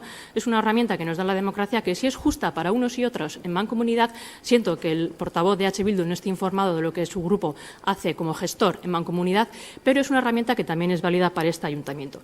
Todas las acciones están recogidas en el plan de gestión, plan que se debatió, que se presentó. Vuelvo a recordar, entiendo que ellos no tuvieran oportunidad porque no asistieron, pero es algo que está ahí, que se hizo y que es público. Y luego, por recordarle al portavoz de Herriaren Eskubidea, yo entiendo que a lo mejor no controle bien el funcionamiento de la mancomunidad porque estuvo poco tiempo, pero el servicio del SAT, evidentemente, es un servicio que según demanda se va aumentando. Sabíamos desde inicio de año que con lo recogido en el presupuesto no iba a llegar, porque hace muchos años que no llega, pero es que lo grave está, y lo he recalcado para que, ojo al dato, además de saber ya en junio que con la modificación que hemos hecho no nos llega, porque ya hemos calculado cuánto vamos a necesitar, más o menos, hemos hecho una modificación o han hecho una modificación que no va a cubrir el año, aun sabiendas, con lo cual yo hago inciso ahí, en que ahí está la mala gestión que algunos, desde la bancada de EH Bildu, critican al equipo de gobierno. Luego, vuelvo a repetir, consejos vendo y para mí no tengo, y los discursos demagógicos sin careta de cara a las elecciones ha quedado muy bien a EH Bildu. Eskerrik asko. Eskerrik asko zuri, idazkari jaunak berbea askatu dozte, eta emon ingo dotzet. Bai, herriaren eskubideko ordezkari. Entzutena? Herriaren eskubideko ordezkariak puntua berretiratzea eskatu du oker ez baldin banago. Beraz, puntu honen erretiratzea eskatu du. Eta ROFeko 82. Artikuluak behartu egiten du bozketa, eskabide hori bozkatu egin behar dela puntua bozkatu baino lehen. Hori da. Bai. Vale. A ber, hemen kontua da, galdera dela, izango litzeke, ondino ez dut galdetzen, bale? Baina izango litzeke puntua erretiratzearen alde eta kontra, bale? Bai? Bai, argi dekogu danok, eskatu egin dau herren eskubideak erretiratzea puntua eta bozkatu behar da erretiratze proposamen hori. Bale? Orduan, galdera izango da, erretiratzen da alde, erretiratzen da kontra, erretiratzen da abstentzioa. Danak dekogu alde? Osa, argi, parkatu alde ez, parkatu. Argi esan nahi neban. Ez dakit, itzulpena dabilen apur bat berandu hau, ez? Ondo dabil? Bai? Argi dukogu danok zer bozkatuko dugun? Ez que apur bat komplikatua da, horregatik dinot, bale? Bale, orduen, erretiratzearen puntu hau, bosgarren puntuan gagoz, bosgarren puntua erretiratzearen alde, herriaren eskubidea, eta EH Bildu, erretiratzearen kontra, EAJ eta Alderdi Sozialista, abstentzioa, Alderdi Popularra, barriro be bozkatu beharra dago, erretiratzearen alde, Herriaren Eskubidea eta EH Bildu, erretiratzearen kontra, EAJ eta Alderdi Sozialista, abstentzioa, Alderdi Popularra. Orain bai, orain bozketan sartuko gara, 5. puntua, botoak alde, ez dugu bozkatu. Bai, ez eskoa da. Beraz, aldeko bozkak, 5. puntua aldeko bozkak, EAJ, Alderdi Sozialista eta Alderdi Popularra, kontra, Herriaren Eskubidea eta EH Bildu. 6. Bidezkoa balitz, Durangoko udaleko udaltzaingoaren araudia behin-behinean onartzea. Ogasuna pertsonala eta udaltzaingoaren batzordearen irizpena duena 2018ko ustailaren 4. Atzo bozoralien batzordien aipatu gendun testua ez dala, mesedez, testua ez dala izango gai ordenean etorrena. Espada ondoren, ez dugu garatzen atzo edo gaur bertan, bialdu izan dan beste testu hau errepasatuta dagoela genero ikuspegitik begiratuta. Bai? Gogoratzen duzue? Zikeran bozeroaleak gogoratzen duzue? Bai, ez da? Bale. Orduan, ez dakit danok jaso dugun testu berria, baina hauxe da, barria da, bozkatuko duguna, bozkatzekotan. Alde? Osa alde. Ados, parkatu. Ados? Bai? Bale. Venga, orduan, ez dakit idazkariari... Ez. Bai, idazkari jauna, aurrera.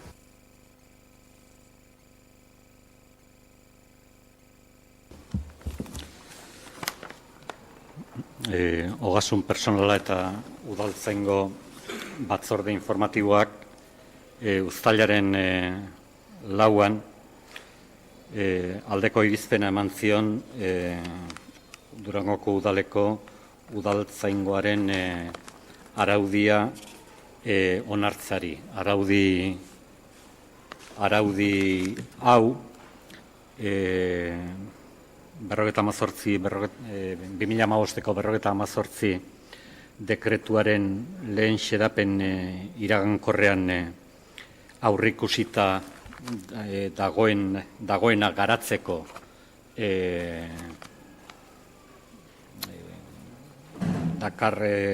dakarkigu plenoak onar dezan eta erreglamentu edo ordenantza, edozein ordenantzaren tramitazioa dakar, behin-behineko onespena, jendaurreko epea 30 egunez eta alabadokio behin betiko onespena. Aipatzea bakarrik erreglamentu hau udaltzaingoaren ordezkari sindikalekin edo batera landutako testu bat dela. Eskerrik asko, txanda zabaldoko dugu, Alderdi Popularra, Alderdi Sozialista. Bai. Eskerrik asko. Bueno, decir que la aprobación de este reglamento es un trámite necesario, pero sí queremos aprovechar la ocasión para poner en valor y agradecer el trabajo que lleva a cabo la Policía Municipal. Y es que es un trabajo clave tanto en la lucha contra la violencia de género, en la lucha contra la exclusión social y no me quiero olvidar en el apoyo que dan a personas mayores. Y nos parecía un momento importante para ponerlo en valor y agradecer ese trabajo. Eskerrik asko, Herriaren Eskubidea.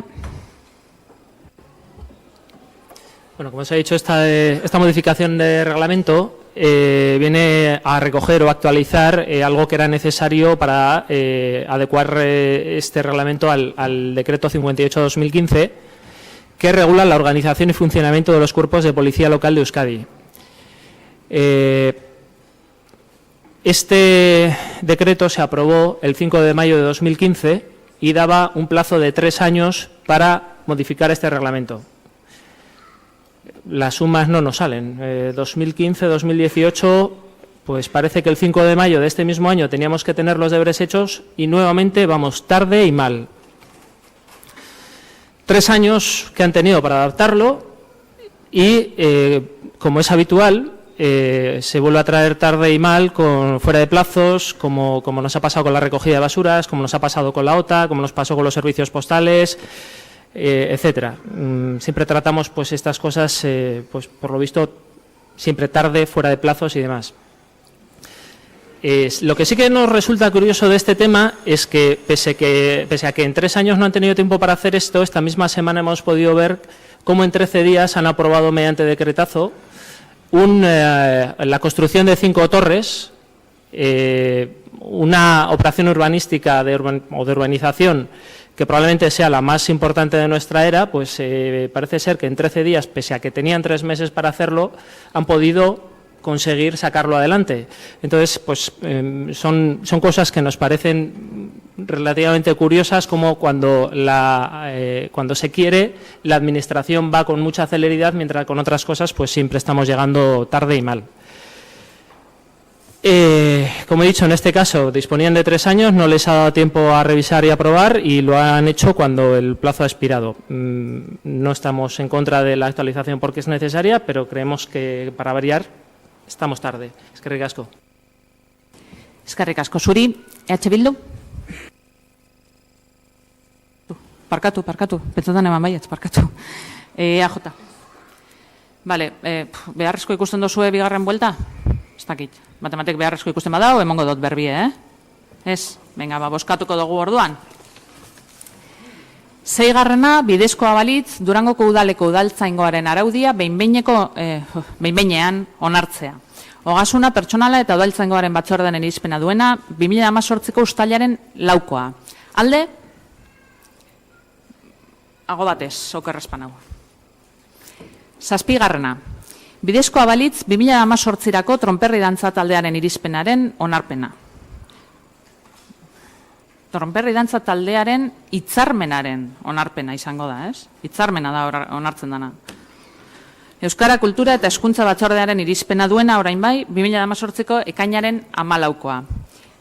Ez dakit, Soser, zure aldetik? Ez, bueno, nik uste dut dano dakigula zein dan hitzarmena eta zuzenean pasako gara eztabaidara. Zabalduko dut txanda, Alderdi Popularra. Es Alderdi Sozialista. Eskerrik asko. Bueno, decir que es larga la tradición de la relación, mejor dicho, del Tronperri Danza Taldea con el Ayuntamiento, ya que son muchas las actividades que desarrolla en el municipio y son 56 años de trayectoria de fomento de la danza y, en general, de fomento de la cultura vasca. Con este convenio queremos apoyar a todas las personas que desinteresadamente y voluntariamente trabajan en este proyecto y, por supuesto, queremos garantizar la continuidad de sus actividades. Eskerrik asko. Eskerrik asko zuri. Herriaren eskubidea, ez? EH Bildu, bai? Bai, arratsaldean, go alde ere gade. Alde bota emango dugula. Eskerrik asko. AJ? Batematek beharrezko ikusten dago bigarren buelta? Ez? Boskatzeko moduan dago? Bale. 7. izango litzeke, bidezkoa balitz 2018ko tronperri dantza taldearen hitzarmena onartzea. Euskara Kultura eta Hezkuntza Batzordearen irizpena duena 2018ko ekainaren 14. Alde? Ago batez. 8. Bidezkoa balitz Durangaldeko herri komunikabideak elkartearekin 3 urteko hitzarmena sinatzeko proposamena. Euskara Kultura eta Hezkuntza Batzordearen irizpena duena 2018ko uztailaren 12. Txanda zabalduko dugu, Alderdi Popularra, Alderdi Sozialista. Sí, decir que este convenio viene de años atrás y que estamos de acuerdo en seguir apoyándolo. Y lo estamos por diferentes razones. Entre ellas, Amboto es un medio de indudable calidad e interés, está íntegramente escrito en euskera y además posibilita el uso y el conocimiento del dialecto vizcaíno. Todo ello le hace ser un instrumento necesario y eficaz para mantener y promover el euskera. En segundo lugar, este medio proporciona trabajo a 12 personas en oficina y 20 repartidores y repartidoras, por lo que también es impulsor del empleo de calidad. Y, por último, quiero destacar también que, al ser gratuito y ser íntegramente en euskera, le hace su acceso al mercado publicitario es más restringido y, por tanto, más difícil de poder salir adelante. Por esos motivos y razones vamos a apoyar este proyecto, este convenio, mejor dicho. Eskerrik asko, herriaren eskubidea. Haupa, herriaren eskubidea. EH Bildu, bai. Bueno, kostatu badabe, asko kostatu, ez dakit aurreratu datzen. Kostatu bada ere, azkenean hitzarmena hemen dago, eta, guk alde egingo dugu, uste dugulako, Anboto Astekariak, bere 17 urteko ibilbidea, eta 11.000 eta 500 harpidedunerekin, bere helburuak lortzen dituela. Eta tokiko informazioa ematerakoan, eta baita euskararen normalizazioarako eta sustapenerako egiten duen lan handiarekin, agaitik. Eskerrik asko, EAJ? Bai, guk ere gure aldeko bozka aurrezan egiten dugu. Ona da, bai Durangorentzat eta bai Durangaldearentzat euskeraz argitaratzen duen astekari bat izatea. Gainera, ona da, geure Bizkaiera martxan jartzen duena eta geure Bizkaiera horrenbeste zaintzen duen astekari bat izatea. Nik neu alan saiatzen dut behintzat parte hartzen dodanean, eta postu egiten az beste batzuk ere alan egiten dabienien, parte hartzen dabienien. Beraz, gureak aldeko bozka emango diogu, zoriondu egiten duen lanagatik, eta nola ez, gure esku baldin badago, esanak esaten duen mala, alde egingo dugu. Eskerrik asko. Eskerrik asko. Ez dakit bat beharrezko ikusten dauen bigarren buelta. Bozkatuko dugu. 8. orduan, bidezkoa balitz, Durangaldeko herri komunikabideak elkartearekin 3 urteko hitzarmena sinatzeko proposamena. Euskara Kultura eta Hezkuntza Batzordearen irizpena duena 2018ko uztailaren 12koa. Alde? Ago batez. 9. Bidezkoa balitz, Berbaro elkartearekin hitzarmena sinatzeko proposamena. Euskaraldia, 11 egun euskaraz ekimena abian jartzeko. Euskara Kultura eta Hezkuntza Batzordearen irizpena duena 2018ko uztailaren 12koa. Hemen nik neuk azalpen txiki bat emongo dut, azalpen hori atzobe Bosorelin batzordean emon gendun, da pentsatan dut merezi dauela sosarresatea honen inguruen behintzet. Euskaraldiaren ekimenak eta ekimen horien antolatzaileak direz elkarte asko eta norbanako asko baitebe. Hau da, multzoa dago elkartez eta persona norbanakoz osatuta.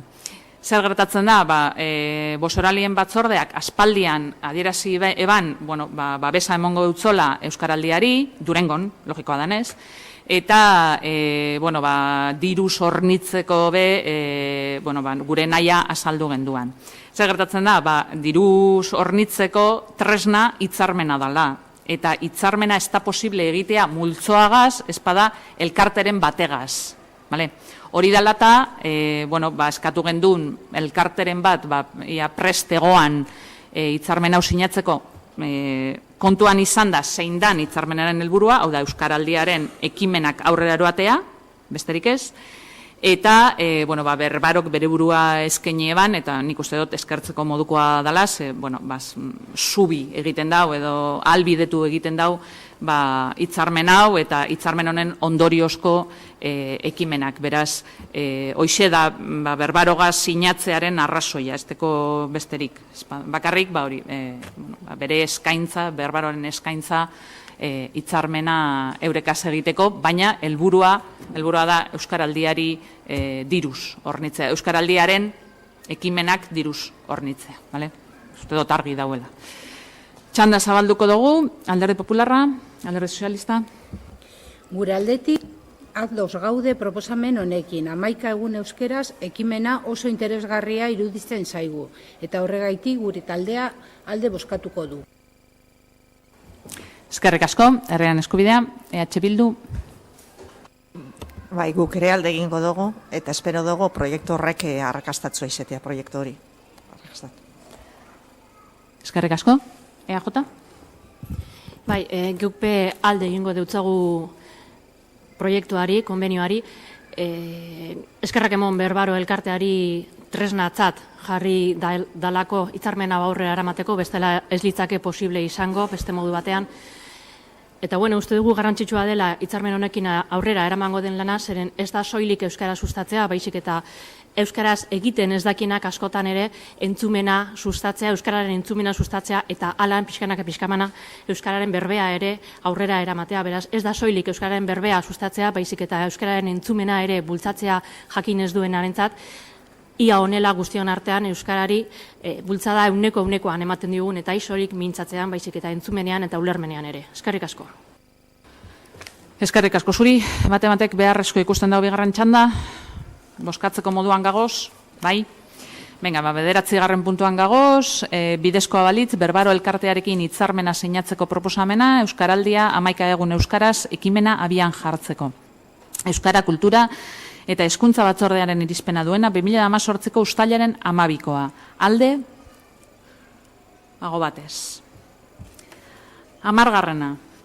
Bidezkoa balitz, herriko zein auzoetako jaietarako edota beste edozein ospakizunetarako jaietan jartzen diren txosnak arautzeko udal araudianen aldaketa. Euskara, kultura eta hezkuntza batzordearen irizpena duena 2018ko uztailaren 12koa. Ez dakit honen inguruan aldaketa, eta por bat ideia da, Oker Espanako batzorde kultura, euskera eta hezkuntza batzordetik datorren proposamena da, araudian barneratzea jadanik gaur egun egiten diren, jartzen direzen bete beharrak eta betetzen direzen betekizunak. Gitxi gora bera, laburpen laburtua da. Beste barik, zuzenean sartuko gara txandatan, ez Alderdi Popularra ez, Alderdi Sozialista, Herriaren Eskubidea, EH Bildu, aurrera mesedez. Bai, arratsaldeon, guk bakarrik aprobetxatu nahi dugu momentua, lehen Anbotoen inguruan eta Tonperri eta bestekin egin dugun moduan, gutxi gora bera, balioan jartzeko txosna batzordetik eta txosnagunetik egiten den lan kulturala eta programazio kulturala. Programazio kultural potente bat jartzen da martxan urtero doanko jaizetan, eta parte auzoetako jaizetan bebai. Eta orduan, eta hori egiten da musutuk, hori egiten da doan, gainera, neurri handi batean, eta auzolanean. Eta berez, kultura hori, modu voluntario batean gauzak egiteko, programazio kulturala, eta programazio kultural kasu askotan alternatiba, baina ez beti alternatiba, baizik eta programazio kulturala anitza eta potentea martxan jartzea, hori, gude ustez, eskertzekoa da. Eta alan adierazi nahi dugu.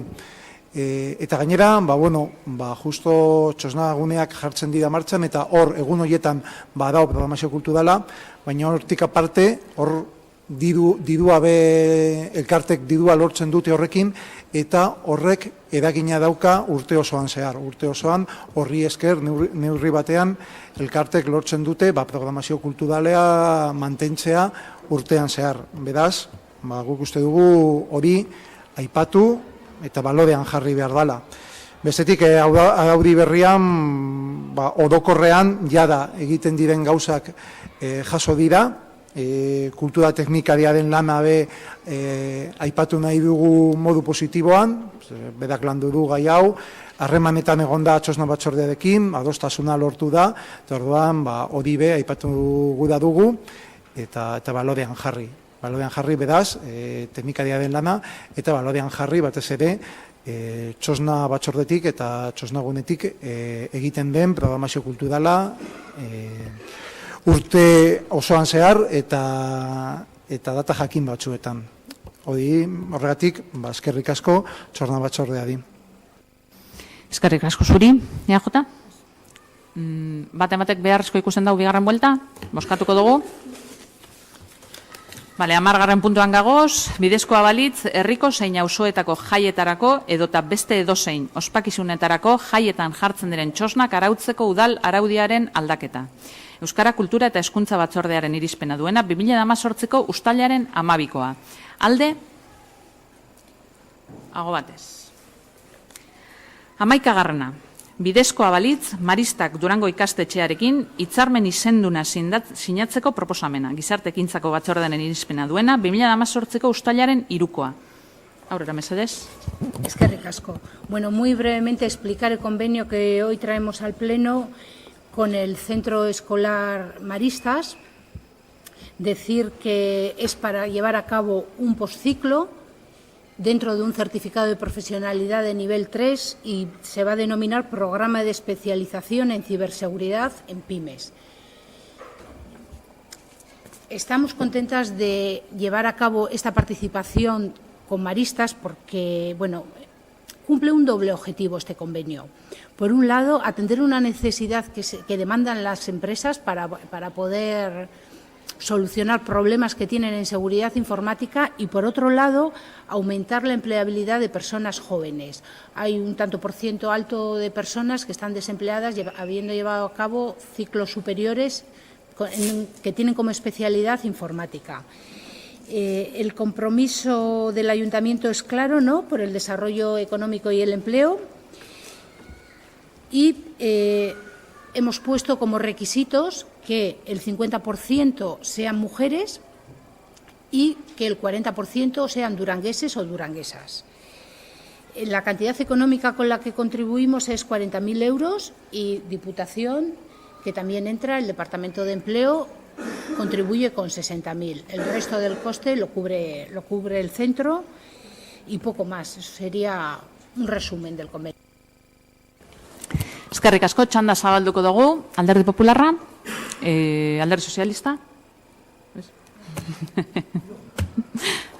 Nik txandari jarraitzen dut, herriaren eskubide. EH Bildu. Bai, pare bat apunte. Alde batetik, proposamena aurkeztu zen Euskera, Kultura eta Hezkuntza Batzordean, eta guretzat proposamen interesantea da, eta hor behar bat egon daiteke, motorrak saldu barik, kristoren enplegoa ez dakigu lortuko den, baina behar hori detektatu egin da, eta behar hori badago. Eta beraz, lanbide heziketan master moduko bat izango litzateke hau, eta proposamen interesantea da, eta proposamen sendoa, bebai. Proposamen sendoa, behar bati erantzuten dio, eta ondo pensatuta da, duda barik. Gure zalantza beste leku batetik dator. Eta gure zalantza da, adibidez, hau proposamen interesante bat izan daiteke, baina beste proposamen batzuk egon daitezke. Hau da, hezkuntzari buruz eta hezkuntzan dauden behar guztien gainean gogoeta orokor eta serio bat egin behar da. Eta horregatik, bere momentuan, proposatu genuen hezkuntza kontseilua martxan jartzea, adira martxan jartzen, eta gure ustez, hori izan behar da leku bat horrein gainean berba egiteko. Jakiteko herrian, zeintzuk diren hezkuntzari lotutako beharrak eta zelan eman erantzuna behar hoiei guztiei. Ze bestela, egin dezakegu oso politika interesanteak, baina neurri batean txanpeioi modukoak. Hau da, hemen akordio bat, hor beste bat, eta gure ustez behar dugu, eta Durangoko herriak behar du, hezkuntzari buruzko gogoeta sakon, eta serio bat, eta hortik etorri behar dira, lako programak, proposamenak, eta zelan kokatu proposamen hauek guztiak modu ordenatu batean. Bestetik, esan dugun moduan, eta bere momentuan esan genuen batzordean, proposamena berez interesantea da, baina faltan botatzen dugu gogoeta orokor hori. Eta espero dugu, proposatu genuen hezkuntza batzordea, eta martxan jarriko den hezkuntza batzorde hori, horretarako tresna baliogarria izatea. Eskerrik asko. Eskerrik asko zuri, EAJ? Betikoa, batek beharrezko ikusten dau bigarren txanda, emango dut, pegabarik. Bai? Bale, eskatu indostie, orduan Alderdi Popularra, ez? Alderdi Sozialista? No sé si he entendido bien que se había llevado en la Comisión de Cultura y Educación el proyecto. ¿Se ha referido el representante de H. Bildu? No. Bueno, decir que esto nace y va a cargo además de la partida de empleo en la Comisión de Acción Social y Empleo.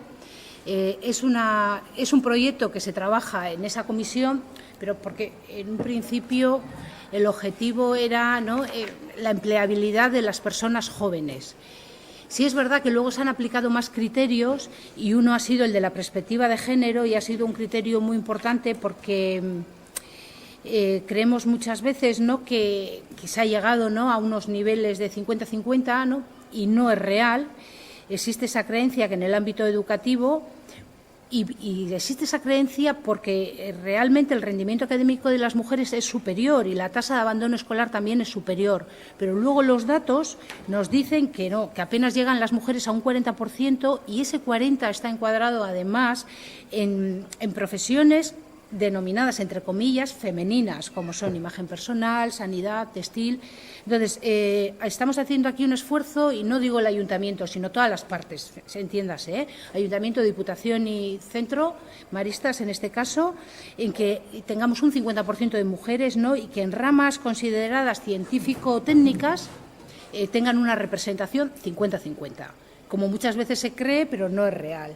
Y bueno, poco más, decir que esperamos que vaya bien esta colaboración y que en el futuro se den más colaboraciones de ese tipo que tocan tantos aspectos tan importantes de trabajar, como son la perspectiva de género, el empleo juvenil y la educación y la formación. Eso es todo. Eskerrik asko, Herriaren Eskubidea, EH Bildu. Sí, un poco por contestar, ¿no? Lo que queríamos expresar sobre todo era que efectivamente viene, se presentó en la Comisión de Acción Social y viene ahí, pero esa era una de las cosas que criticábamos, efectivamente, que solo se presentó en la Comisión de Acción Social, porque es cierto que tiene criterios sociales de empleabilidad social y que todo eso es necesario, pero claro, esto supone también un programa formativo y tiene criterios educativos y por lo tanto sí creíamos pues que no se puede trabajar un poco a modo de champiñón, de ideas que surgen en la Comisión de Acción Social o puede surgir en la Comisión de Deportes, sino que debe haber una planificación general sobre las necesidades educativas en el municipio y sobre cómo las ponemos en marcha y cómo dedicamos los recursos hacia eso. Y que esa tiene que ser una reflexión colectiva, no solo en algunos departamentos. Entonces, esa era una de las cosas que planteamos, que en su momento, debido a estas necesidades de una reflexión colectiva y global, es por lo que habíamos propuesto lo que sería el Consejo de Educación, que está en marcha y ahí pues ahí no podemos sino agradecer además la prestancia y la receptividad mostrada por la concejala de Euskera, Educación y Cultura, y está en marcha y por lo tanto sí nos parece que todo ese tipo de cosas, probablemente no, porque llegaba para ponerlo en marcha para este curso y ya no daba tiempo a pasar por el Consejo de Educación, pero sí creemos que todo ese tipo de cosas, ya que hemos hablado en el futuro, hacer unos proyectos de colaboración y proyectos de este tipo, que en el futuro esos deberían debatirse también, o sobre todo en el Consejo de Educación, aunque vengan algunos departamentos en concreto que aplican esos criterios sociales y de empleabilidad que son necesarios, deberían pasar también por una planificación global sobre las necesidades educativas y las prioridades educativas del municipio. Eso era lo único que queríamos plantear. Eskerrik asko. Eskerrik asko zuri. EJ? Vale, bozkatuko dugu orduan. 11. orduan, bidezkoa balitz, Maristak Durango ikastetxearekin hitzarmen izenduna sinatzeko proposamena. Gizarte ekintzako batzordearen irizpena duena 2018ko uztailaren 3. Alde,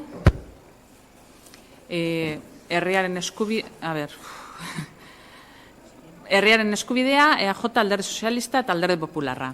Kontra, abstentzioak, EH Bildu.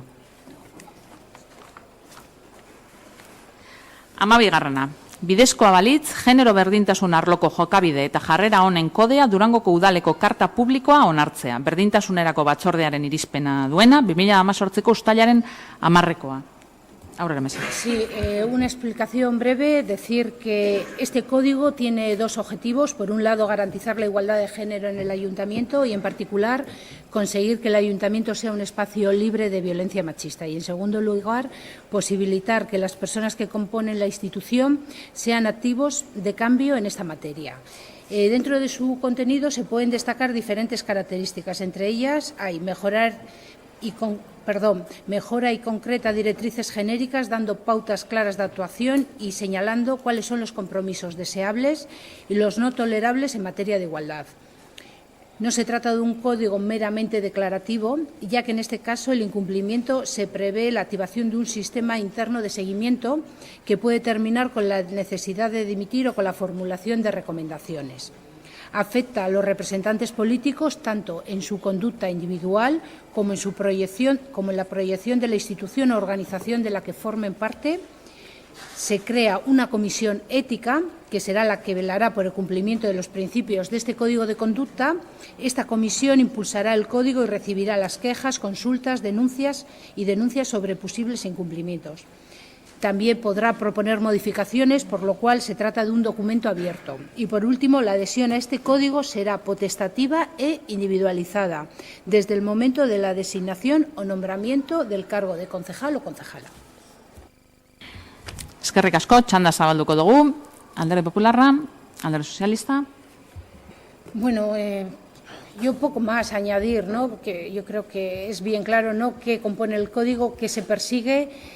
Y bueno, decir que hoy, con la aprobación de este código, aquellas personas y aquellos grupos políticos que lo firmen, pues asumen un compromiso, pero no un compromiso de cara a la galería, sino un compromiso que se tendrá que trasladar en sus actos día a día, que va más allá de todo eso.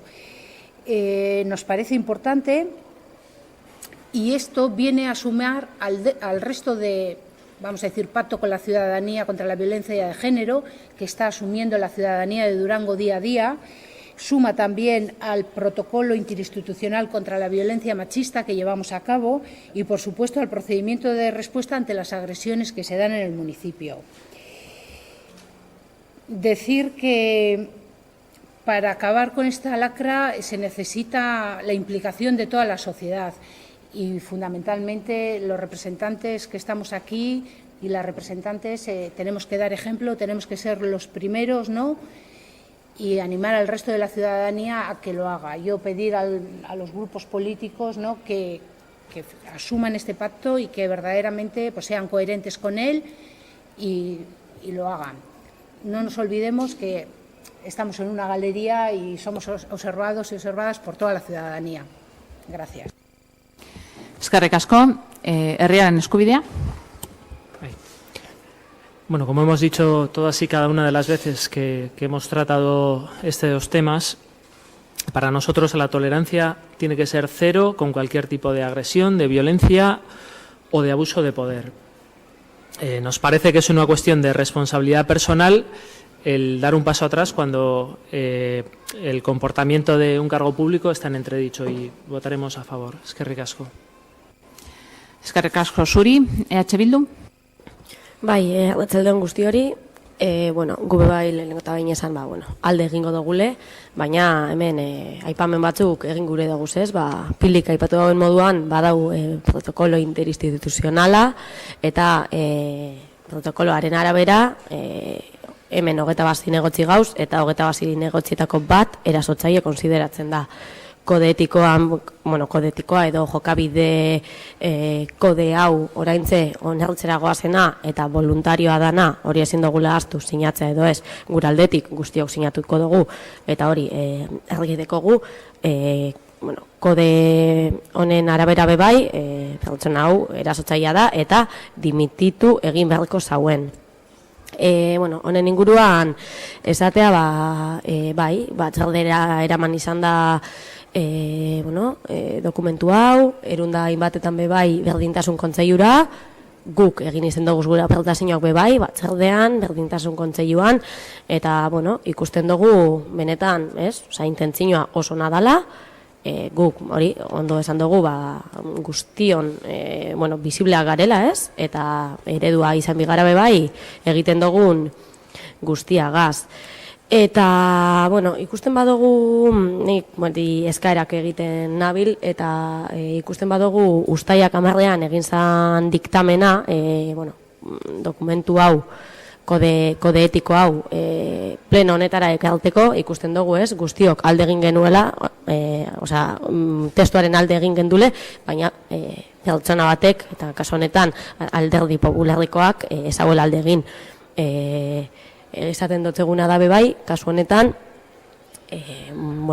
ez bozkatzea, simplemente guretzat asko zerosoagoa izango zen, ikusita dekon historiala, honetan parte sartzea.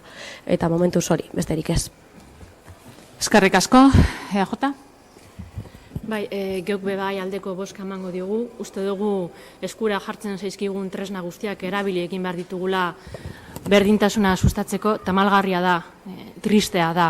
Alan kode bat sinatzea eskatu behar izatea edo sinatu behar izatea berdintasuna naturaz izan beharko litzatekeen fenomeno bat izan behar zelako. Baina tira guk, desde luego, denok sinatuko dugu eta alde egingo diogu. Eskerrik asko. Eskerrik asko. Bigarren txanda, Alderdi Popularra, Alderdi Sozialista, Herriaren Eskubidea, EH Bildu. Bai, estamos ante la aprobación del Código de Conducta y de Buenas Prácticas de los cargos públicos de este ayuntamiento. Vuelvo a decir lo mismo que he dicho ahora, pero voy a ser un poquito más clara y ya con más ejemplos. Y nada, simplemente es hacer una petición al portavoz del PP, que lleva ya ausente un mes, pues al igual que ni ha venido a todas estas comisiones que hemos tenido durante un mes y que casualmente ha sido desde que se le pagó la paga de verano. Entonces lo que simplemente le pedimos desde H. Bildu es que tampoco participe en esta votación. Nos parecería lo más justo y lo más cívico ante toda la ciudadanía de Durango.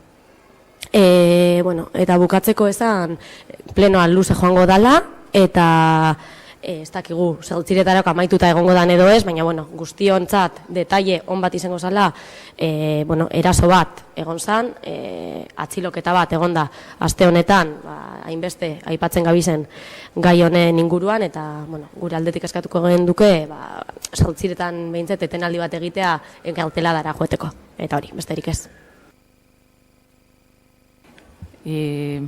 Txanda amaituko dut, eta gero komentauko dugu, bale?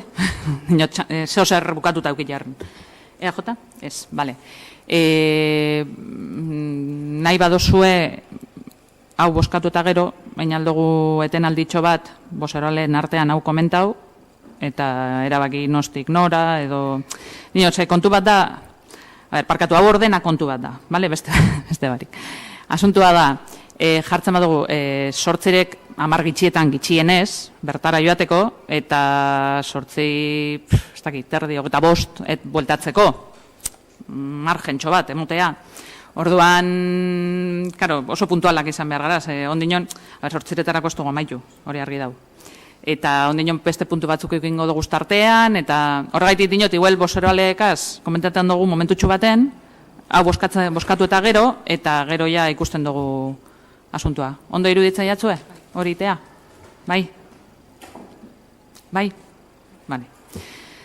Orduan, boskatuko dugu puntu hau, eta etenaldi txiki bat, egingo dugu hau erabakitzeko. Bale? 12. puntuan gagoz, bidezkoa balitz, genero berdintasun arloko jokabide eta jarrera honen kodea, Durangoko udaleko karta publikoa onartzea. Berdintasunerako batzordearen irizpena duena, 2018ko uztailaren 10. Aldeko botoak? Ago batez. Orduen, hori, etenaldi txiki bat, hori aprobat bideratzeko, gero konzentrazioarena bideratzeko. Bale? Boseroleak mesedez batuko gara, ez dakit, bulegoan edo?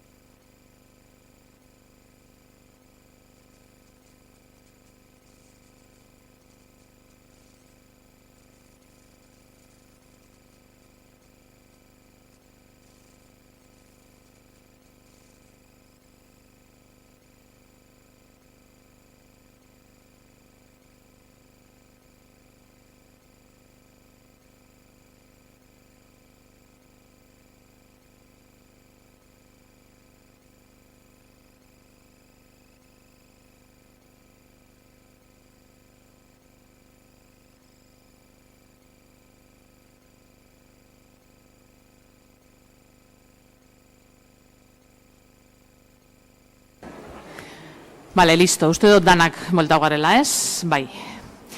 Bale, bozeroaliek erabaki izan dugu konzentraziora, hau da, genero indarkeriaren ondorioz deitutako konzentraziora joatea erabaki dugu eta konbidatu egiten dugu etorresarien guztioi eta barroi, herritarrei eta bar, konzentraziora joateko. Konzentrazioa sortziretatik sortzirik eta lauren elkarte izaten da, eta joateko eta etorteko erabaki dugu estabil. Barriro be arazoak dekoguz. Bai, orain bai, saiakera egin mesedez, bai, orain entzuten da, bale. Hoxe, esaten eban, konzentraziora joan alizateko, sortziretan hasten dan konzentraziora joan alizateko, 5 minutu lehen hau eten aldia egingo dugula, sortzirek 5 gitxietan eten egingo dugu plenoa, eta barriz berreskuratuko dugu, edo voltatuko gara, sortzirek eta 20an. Hain zuzen sortzirek eta laronetan amaitzen dalako konzentrazioa. Bai? Hori ago batez onartu izan dugu. Beraz, sortzirek 5 gitxietan, edo non dagoela eztabaida momentu horretan, eten egingo dugu, eta barriro ari jarraituko dotzegu sortzirek eta 20an. Bale, sartuko gara orduan 13. puntuan. Euskal Herria Bildu taldearen mozioa parte hartzeari buruzkoa, sarrera registro honegaz 2018ko uztailaren 13koa. Aurrera mesedez. Bai, arratzalde ondan hoi. Azkenengo lau osoko bilkuletatik, hirugarren aldizi da jau malen inguruko gaixekin gatuzela, eta lehokuen akorrako zen moduen, auzobiatik etaratako idea bat izan zen, ezta? Ermitxie zabaltzin idei, erabilera gehigarrixek emoti, ezta? Erabilera religiosoak emotiena malenako ermitxa zabaldu batei, ezta?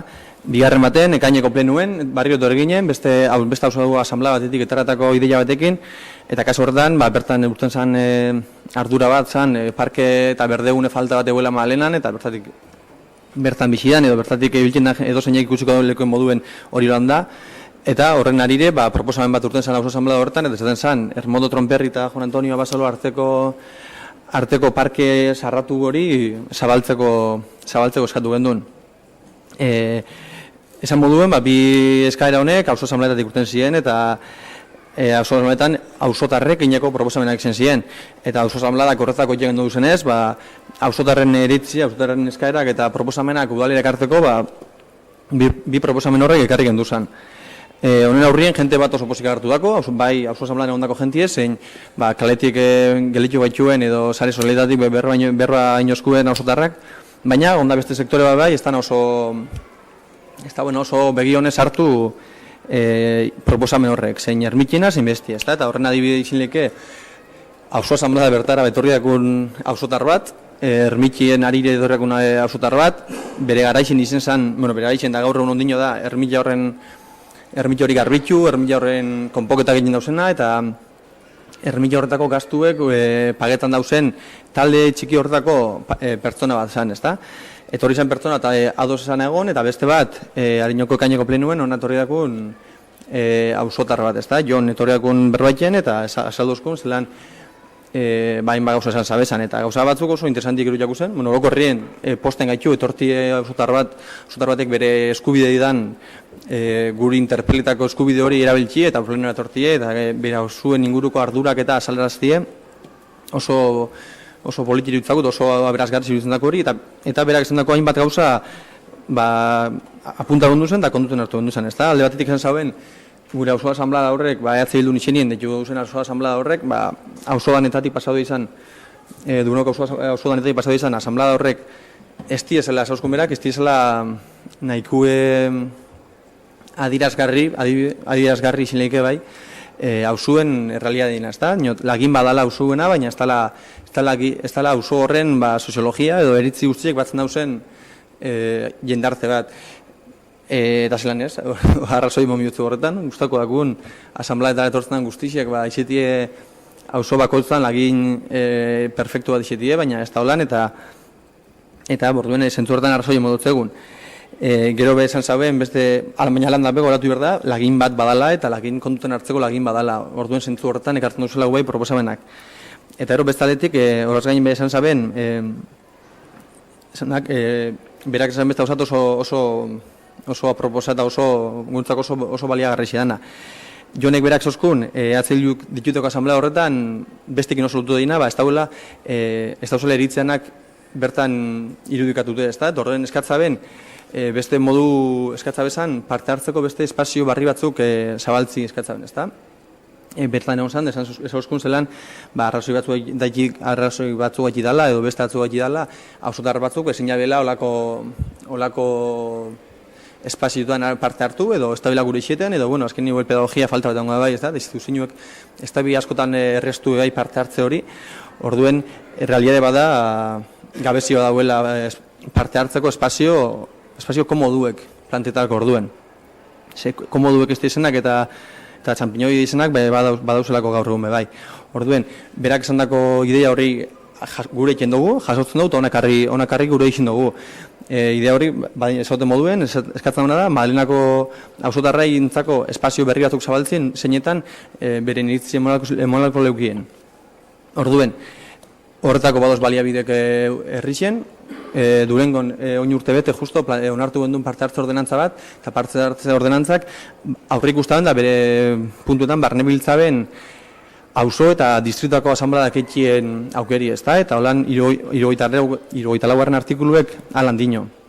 Se establecerán procesos de participación comunitaria en los diferentes barrios del municipio, como espacio de encuentro y trabajo conjunto entre el ayuntamiento y los vecinos y vecinas del barrio, con el fin de reforzar la participación en el logro del bienestar colectivo. Beraz, kogoratu behar dugu parte hartze ordenantza hau eta artikulu hau bai danon aldeko boska zuten zala eta danok engo zala parte hartze ordenantza honen alde, ezta? Orduen, uste dugu, auzotarren aldetik eskakizun hori egonda eta auzotarrek eskatute leku desberdinetatik eskatute parte hartzeko espazio barri gaixaura bizela, aurren auzuen inguruko eritzizidan parte hartuko nahi dabela erakutsi dabela ikusite, emiko gandun ilitzikena eta gure proposamena da auzo asamblea bat, udalak berak dituteko auzo asamblea bat, etxien Madelenako auzuen. Askotan betetan dako hau parte hartze prozesuena, askotan betetan dako hau eta sarreien medaiak ipinit joskuez, mondako medaiak ipinit joskuez, holan ipinit duz paparrien olako arrotasun guztiaz, orduen bada momentue parte hartze ordenantza hau, danon aldeko botuaz onartutako parte hartze ordenantza hau apliketako, ez da? Eta Madelenan ukileko bere islada parte hartze ordenantza honek. Orduen, gu proposatzen dugun da bi gauza diez, alde batetik udalak dituteko, alderdi ezberdinetako, alderdi guztiztako jenten presentzia eta politikoen presentzia okingo dauen auzo asamblea deitzia, auzo asamblea horretan berbaitie, ermitie zabaltzien aukeri buruz, eta baite parke hori zabaltzien aukeri buruz, ez da? Gune agradable batein, gune espazio atsegin batein, auzotarrek parte aluziteko, eta eritzi ezberdinak jasotiena. Eta behin auzotarrek beritzien monostien, badeku beste elemento bat, badeku beste artikulu bat, 37 artikulu zeinek balintzatzen dauen eta baimentzen dauen herri galdeketak egin, ez da? Guztu bai badala momentue herri galdeketak egin aldeko apustu egiteko, justo oin sartu da jente guztiz horren eredu garbixe da, orduen uste dugu aukeri joan litzekela bai, parte hartze ordenantzak emoten dauen eskumen hori erabiltzeko eta Madelenako kontroversia hori arreglau bidien, lehenko eta behin esan moduen auzo asamblea deitzeko, alderdi politikoen markabako auzo asamblea deitzeko eta horren inguruan debatitzeko eta gero herri galdeketa bat einaliziteko, auzo herri galdeketa bat, gure da moduen plantago leken galdeketa hori, eta gai honen inguruen behingoz, hemengo 21 pertsonetak erabaki biherrien, herritarrak izan daitezela horren inguruen berbaikin da bienak. Orduen, EH Bildu, desde luego, alde dau, olako espazioen alde dau, martzan ipinen duzulako espazio bai, orduen, gure mozino honek, uka aurkeztu da, logikoa moduen, aldeko dukingo dau, eta ia beste alderdizek, parte hartze ordenantza, parte hartzei buruz, eta parte hartze ordenantza buruz bebai, berbaikirakuen, postasun da arrotasun bataz berrekin alderdizek bebai, ia oingo honetan erakusten da bien parte hartzen aldeko honetako voluntadekien. Eskerrik asko zuri, txanda zabalduko dugu, Alderdi Popularra, Alderdi Sozialista. Sí, decir que tanto la apertura del parque como de la ermita se ha tratado en diferentes mociones, y en ambos casos han salido textos alternativos. Por ese motivo nos vamos a remitir a esos textos. Gracias. Eskerrik asko, herriaren eskubidea. Bai, arratsaldean. Bueno, aritzek esan dagoen bezala, berriro gauz hemen kontu berberarekin. Participación ciudadana, que tendrá el agua cuando la bendicen. Bueno, hemos dejado bien claro siempre nuestra apuesta por la participación ciudadana. No se retransmitían los plenos, aunque el servicio estaba acordado y pagado, y nuestro grupo pues empezó a hacerlo. Hacemos públicos los resultados de los plenos y lo que se trata en diferentes comisiones. Desde el primer momento apostamos por unos presupuestos participativos. Con eso decimos mucho. Todo esto no es apostar solo por la participación, es hacerlo también por la transparencia, porque entendemos que hay que gobernar para y sobre todo con la gente, que gestionar una institución es llevar la información a quienes les afecta. Crear foros para que Durango participe aportando, donde se les escuche, en vez de tener que ser meros oyentes de lo que ya se ha decidido. Que sus opiniones sean las hojas de ruta para realizar los proyectos en Durango. En definitiva, gestionar con durangueses y duranguesas y que éstas sean quienes decidan qué quieren para Durango. Eskerrik asko. Eskerrik asko zuri, barkatu ez, Bildu ez. EAJ? Bai, esan eginda hemen, orain dela osoko bilkura batzuk, gai honen inguruan egin zen eztabaida, mozio baten ondorioz baitabe, bere garaian aurkeztu genuen testu alternatiboa, egin zen bozketa, eta guk esandako testu alternatibora zuzentzen ditugu geure hitzak gaurkoan ere. Eskerrik asko. Eskerrik asko, EH Bildu txanda izteko? Bai, gobernu taldiek esan da benien testu aretara joten dauela, eta bi testu aretara joten dauela, zesan gure dau. Parte hartze prozesu baten kontra gauzela, hau da, gure mozinuak aurkeztabenak, aurkezten duko mozinu horrek, plantean zabezan, auzo asamblea ketxeko aukeri plantean zaben, eta gai hori auzo asamblea bidez jorratzeko plantean gendun. Kontra mozinu horrek egin zauen gauza gutzu bakarra da, teknikoki jorratu. Hau da, esan, ia ermitxe zabaltzie edo parke zabaltzien inguruko analisi bat ingo dela, teknikoki ingo analisi bat, eta horren inguruen erakiko dela.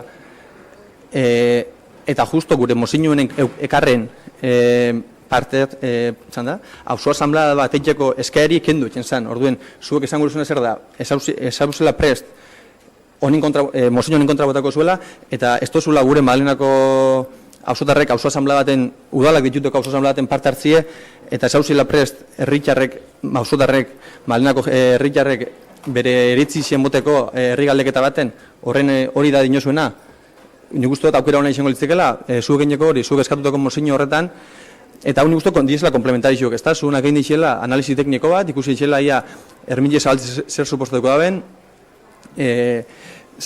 parke zabaltziek zer supostuko daben, egin ditxela analisi tekniko bat, eta de hecho datuak eukine, zenbat diru kostako daben, eta zenbat formatan zabalduko litzikeko analisi bat inoztien, orduen, modu datuek eskuen ukine, orduen joetie auzo asambladara, hori da gu proposatzen dugune. Zuena jaso, zuena gure egin bebai, analisi tekniko hori bebai egin daikela, eta gero datuekin horrekin joetie auzore eskatzen duguk. Eta gero auzotarrei emotie azkenengo berbie. Ez pasetie beste den, hemengo 21 pertsona hartien erabakitie. Hori da gu eskatzen dugune, horrein kontra zauzie. Eskerrik asko, bigarren txanda zabalduko dugu, Alderdi Popularra.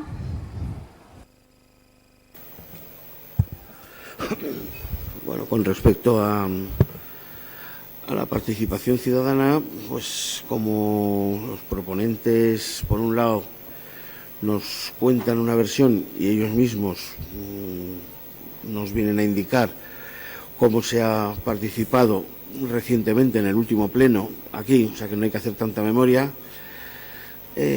porque ha sido el mes pasado, y no vale decir ahora que esa opinión representa más o menos al sentir de un barrio o de toda la villa. Representa una voz, lógicamente,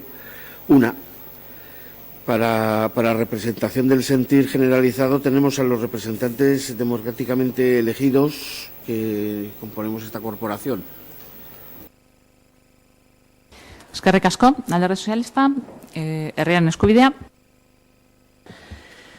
Bueno, hemos utilizado la palabra transparencia porque nos parece esencial para la participación. Te abre puertas, indica el camino a cierto tipo de reivindicaciones, la gente no va tan a ciegas, entonces por eso creemos que es muy importante. No se puede ir de adalid de la transparencia en el último momento y mentirle a la gente. Si las decisiones son exclusivamente políticas, pues vamos a asumir que son exclusivamente políticas, no le vamos a decir que la ley nos obliga, que técnicamente es de obligado cumplimiento y demás, porque para eso, si eso es así, sobra el equipo de gobierno y sobramos el resto. Aquí no pintamos nada. Poner en un decreto que en aras de fomentar la participación habrá una exposición pública, pero de acuerdo con un artículo de una ley que obliga a ello, pues para nosotros no es fomentar absolutamente nada. Una reunión vecinal de 15 personas se le dice que no es suficientemente representativa para un barrio, Pero a la vez una encuesta telefónica a 400 vecinos y vecinas de Durango se convierte en el referente de las necesidades de Durango. Y de repente, ahora más de 3.000 firmas parece que no valen como reclamo de una solicitud de participación en cuestiones de esta envergadura. Se reclama participación en un montón de foros, OTA, ruido, terrenos de Euskotren, basuras, las familias reclaman sus espacios, San Fausto, Herría. Nos parece que son muchos frentes abiertos para poder mirar hacia otro lado. Eskerrik asko. Eskerrik asko, EAJ. Bai, ostera esango dut, orain dela osoko bilkura batzuk onartu egin zen testua, guk aurkeztu genuen, bertan jaso egiten da auzokideen parte hartzea, jaso egiten da eta onartu egin zen gure aldeko bozkarekin, beraz guk testu horretan jasotakoari alde egingo diogu. Eskerrik asko. Eskerrik asko, txanda izteko EH Bildu. Hortan onartuako mozio hortan esan herritarren parte hartzie aurre ikusten, baina, bueno, guzurrek esan gure bogu, zango dugu. Y qué sorpresa que después de tantas rondas sin hablar, que en la segunda el PP haya dicho algo y que se haya alineado, como lo hace siempre, con el equipo de gobierno, ¿no? Y buena la argumentación, y que también el equipo de gobierno hace suya, la de cada 4 años, se vota cada 4 años y que se apechugue con el voto, ¿no? Pues tener cuidado con ese tipo de afirmaciones que de vez en cuando puede ser en contra. Eskerrik asko, beraz bozkatuko dugu. 13. Euskal Herria Bildu taldearen mozioa parte hartzeari buruzkoa. Sarrera erregistro honegaz 2018ko uztailaren 13koa. Alde? Herriaren eskubidea eta EH Bildu kontra EAJ, Alderdi Sozialista eta Alderdi Popularra. 14. Euskal Herria Bildu taldearen mozioa hiri antolamenduko plan orokorrari buruzkoa. Sarrera erregistro honegaz 2018ko uztailaren 12koa. Bai, arratsaldeon guzti hori berri ere, eta arratsaldeon kasu honetan etorri diren herritar guzti ere. Bueno, ez nahi irakurtzen mozioa berazotasunean, denok dekozue mozioa, laburpentso bat egingot, zer nahi dugun mozioa hau aurkeztuta. Eta behingoz nahi dugu gauza konkretu bat lortzi, eta da 2005 urtean onartutako arau subsidiario batzuk, eta bereziki bertan jasotzen ziren irizpide urbanistikoak, eta bereziki etxe bizitzan arloan jasotzen ziren irizpideek, behingoz onartzi ezarkitute dauzela, eta behingoz benetazko berrazterketa bat egitea Durangon, zenolango irigintza eta zenolango irigintza irizpideak behar ditugun, eta bereziki zenolako etxe bizitza politika behar dugun urrengo hamarkadan gutxienez Durango eta Durangerrei eskaintzeko. 2005 urtean onartutako arau subsidiariotan jasotzen ziren iaia 4.000 etxe bizitza berri egitea Durangon. Konkretuki 3.800 eta 79 etxe bizitza. 2 pertsona sartzen baldin batugu, hori da, Euskal Autonomia Erkidegoan etxe bizitza okupazioaren bataz bestekoa, 8.000 inguru biztanle berri Durangon, eta horrek ezion erantzuten ikerketa soziologiko edo demografiko bateri. Horrek erantzuten zion soilik interes konkretu bateri, eta zen interes ekonomiko, pribatu bati. Garai hartan Durangon etxe bizitzak egitea negozio borobila bat zelako. Baina urteak pasala eta krisia etorri zen. Eta 2008 etxe bizitza horietatik soilik 130 garatu izan da.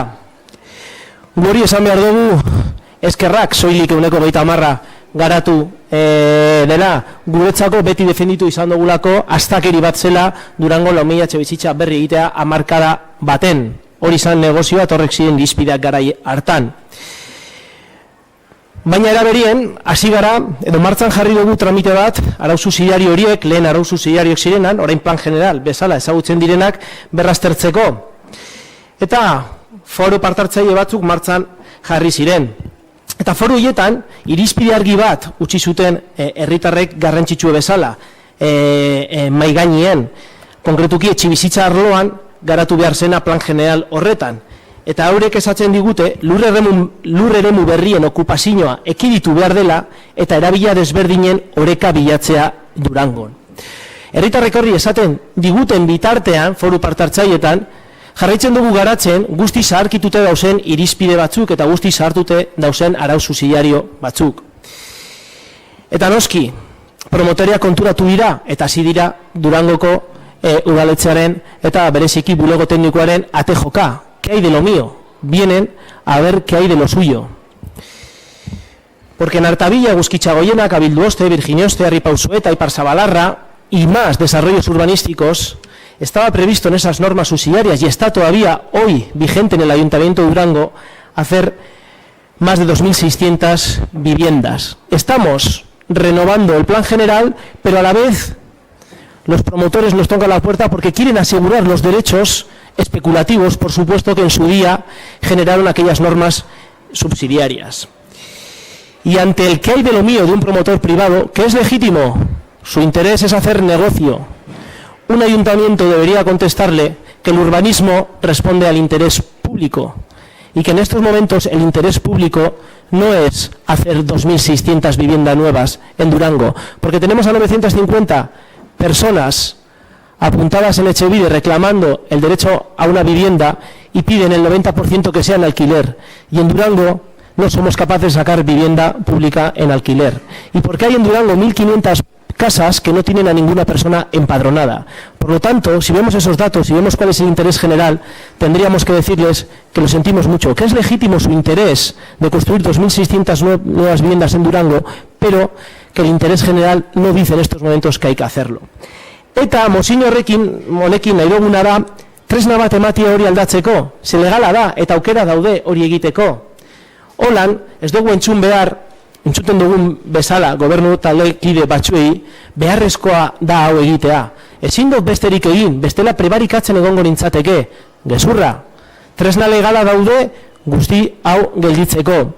Gero aukera okiko dugu, horrela onartzen baldin bada hemen, periferrokarrien inguruan horren inguruan berbaiteko. Baina bitartean aukera daude, Artabillan, hor goien, Artabillako bidean, Guzkitxagoienan, Okarantzako bidean, hor daude txaletak egiteko, onartute dauz etxe bizitzak. Cabilduoste orain dela gutxi onartu dituzuen txaletak, Virginioste, Kurutxiagaren atxeko partien hortuak eta landa dauzen lekuan, Arripauzuetan, Biberos Areitio dagoen lekuan, edo Iparzabalarran, Kafes Bake inguru hoietan, gaur egun landak eta hortua diren inguru horretan, etxe bizitzak ez egiteko. Eta pentsatzeko zer egin behar dugun, erdigunean ja erabilita eta utzi geratuko diren lekuekin. Eta tresna legeak ematen digu, eta da, gaur egun indarrean dagoen irigintza eta etxe bizitza, lurzoru eta irigintza 2006 legeak. Eta bere, 85. artikuluan esaten du, plan generalaren aurrerapena, abantzea, egiten den momentuan posible dela lizentzia eta baimen guztize bertan bera ustea. Beraz, eskatzen dugu konpromiso bat, irailerako abantze hori hemen egoteko, eta bertan bera ustea lizentzia guzti horiek, eta promotori esatea, behingoz, Durangon, interes orokorra, interes pribatoren gainetik jarriko dela irigintza irizpideak zehazterako orduan. Eskerrik asko. Txanda zabalduko dugu, Alderdi Popularra, Alderdi Sozialista. Sí, vamos a presentar moción alternativa. Vamos a presentar moción alternativa y a continuación voy a leerla. El Pleno del Ayuntamiento de Durango acuerda, 1, analizar en la Comisión de Urbanismo y, en su caso, incorporar al programa de participación ciudadana las propuestas realizadas por los grupos políticos a este respecto. 2. Una vez acordado por la Comisión de Urbanismo el programa de participación ciudadana, se dictaminará y se llevará al Pleno para su aprobación. Si fuera procedente, dicho programa y el acuerdo de revisión del Plan General. Y 3. Aprobados dichos extremos, se iniciará el trabajo técnico preparatorio para la redacción del avance, el proceso pertinente de participación ciudadana y el preceptivo estudio de evaluación conjunta de impacto ambiental con el contenido definitivo reglamentariamente, tal y como se establece en la Ley de Suelo y Urbanismo. Eskerrik asko, herriaren eskubidea. Bien, eskerrik asko. Bueno, es incomprensible que en el momento actual, donde estamos llevando a cabo el diseño del nuevo Plan General de Ordenación Urbana, que va a diseñar el Durango del futuro, el Durango del 2030, el Durango de las zonas verdes, del peatón, el Durango de las zonas saludables, de las zonas de esparcimiento, de los carriles bicis, que deberían ser el centro de ese plan general que estamos organizando. Sin embargo, sigamos que el centro de todo sigue siendo el cemento. Deprisa y corriendo, con agosticidad y alevosía, se quieren ejecutar la mayoría de los planes urbanísticos del anterior Plan General de Ordenación Urbana del 2005, de la época de la burbuja inmobiliaria. Un plan caduco y que no corresponde y que va en contra de todos los diseños de las ciudades sostenibles del siglo XXI. Más de 10 años dormidas todas esas unidades de ejecución, los PERI, como por ejemplo el que tenemos sobre la mesa, las 6 torres y su decretazo, un modelo que va a romper Durango, que va a dividirlo nuevamente con más carreteras y con un número exponencial de coches, carreteras al lado de un parque infantil en Ezcurdi, unidades de ejecución como la que hemos votado antes, pero también hay más. O sea, igual que hemos votado ahora la de los chalés, tenemos otras: Virginoste, Cabilduoste, La Rasoleta, Antigua Laminación, San Fausto, San Roque, Gusquicha, Artavilla, Echesurioste, Arrepuchoeta, Zabalarra, que deprisa y corriendo, como bien se ha dicho aquí, se quieren ejecutar para tener sus derechos urbanísticos especulatorios. Creemos que tenemos que escuchar más a la ciudadanía y menos a las estructuras partidistas y promotoras urbanísticas. Eskerrik asko. Eskerrik asko zuri, EJ. Bai, soilik esateko guk ere geurea egiten dugula Alderdi Sozialistako boseraileak irakurri duen mozio alternatiboa. Eskerrik asko. Eskerrik asko zuri, txandaizteko, EH Bildu. Bai, bueno, aukera auki dugu irakurtzeko alternatiba bezala aurkeztu duzuen testua. Bueno, simplemente, y de manera muy breve, porque creo que las cosas están bastante claras. En primer lugar, no os pronunciéis sobre el hecho que es clave a la hora de pronunciarse. Establecéis una serie de requisitos para hacer, pero no decís qué va a pasar con los desarrollos urbanísticos que están pendientes. Es decir, vamos a poner en marcha un proceso de revisión de unas normas que se aprobaron en el año 2005 con unos criterios socioeconómicos y una realidad socioeconómica que no tiene nada que ver con la actual en estos momentos, y no vamos a parar la posible construcción de 2.600 viviendas en Durango. Y eso es la pregunta que hacemos con nuestra moción y en lo que queremos que os mojéis. No sería hacerle fraude a la ciudadanía decirle que vamos a revisar y que vamos a repensar el Durango de futuro y mientras tanto estar aprobando planes como hacer en Egusquicha chalets, como ocupar todos los suelos que quedan vacantes en estos momentos, suelos no urbanizados, en vez de repensar qué hacemos con los suelos que han quedado dentro del casco urbano, que han quedado vacíos, con diferentes conventos, etcétera. En vez de repensar eso, vamos a seguir artificializando suelo que está en estos momentos sin urbanizar. Hori da nahi dugun, erantzutea nahi dugun, galdera, aukera daude, legiek albideratzen digu olakoik egiteko, beraz, hori bakarrik, mesedez, posible baldin bada, erantzun. Ez da 87. artikulua zuek aipatzen duzune, 85. artikuluak ematen dago aukera hori. Beraz, erantzun, posible bada. Eskerrik asko, bigarren txandan sartuko gara, Alderdi Popularra, Alderdi Sozialista, Herriaren Eskubidea, EJ, EH Bildu, txandaizteko, boskatuko duguz. Dakizuenez, kasu honetan, jatorrizkoa eta ordezkoa daukaguz. eta bozketa prozedura da, lehenengo ordezkoa eta ondoren jatorrizkoa. Ez da, idazkari jauna? Bale. Zuzenean bozkatuko dugu, 14. puntuan gagoz, Euskal Herria Bildu taldearen mozioa, hiria antolamenduko plan orokorrari buruzkoa. Sarrera registro negaz, 2018ko uztailaren 12koa. Ordezko mozioaren alde, EAJ eta Alderdi Sozialista, jatorrizko mozioaren alde, Herrian Eskubidea eta EH Bildu, barriro be bozkatu beharra dago, ordezko mozioaren alde, EAJ eta Alderdi Sozialista, jatorrizko mozioaren alde, Herrian Eskubidea eta EH Bildu. 15. Bai, ondino madeko, bastitza ez da? 15. Behar bada,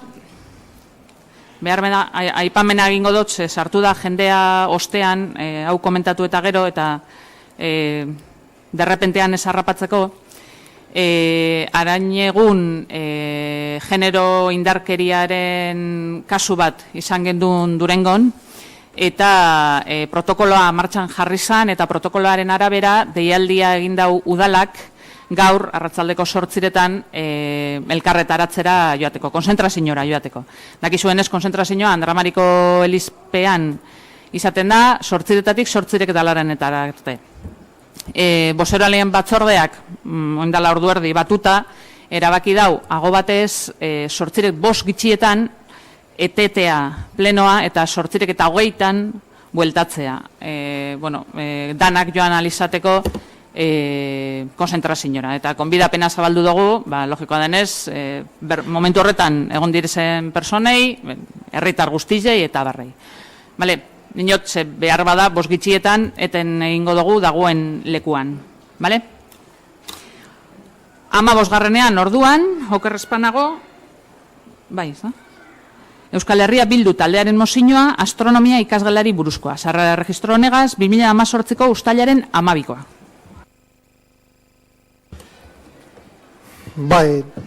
Gutxo gara bera jasota da mozioan eta laburtuko dut hor esaten dana. Denok dakigunez, 80ko hamarkadan Intxorrondo ikastetxean eta Joaquin Rueda irakaslearen bultzakadi esker, justo garai hartan Ander Salaberria alkatea izango zela, okerrezpanago, behatoki astronomiko bat eraiki zen bertan, eta gero, urrengo urtetan elementu gehiago sartu ziren. Importantena, seguramente planetarioa izango zen. Hortik aurrera, gero 2000 urtean Intxorrondo eskola desagertu zen, kolokan geratu zer pizka bat observatorioa eta hori dana, eta gero astronomia elkarte, Izarra astronomia elkarteari esker, azkenean lortu zen berpistea hori, lokal batzuk lortu ziren, eta martxan jarri zen berriro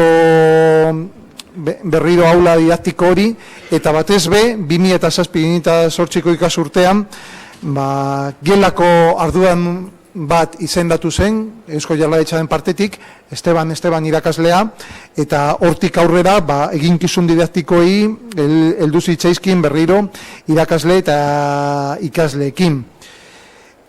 Gelak unibertsoa aztertzeko baliabide didaktikoak eskaintzen ditu, asko gainera, eta hor da zenbakiak.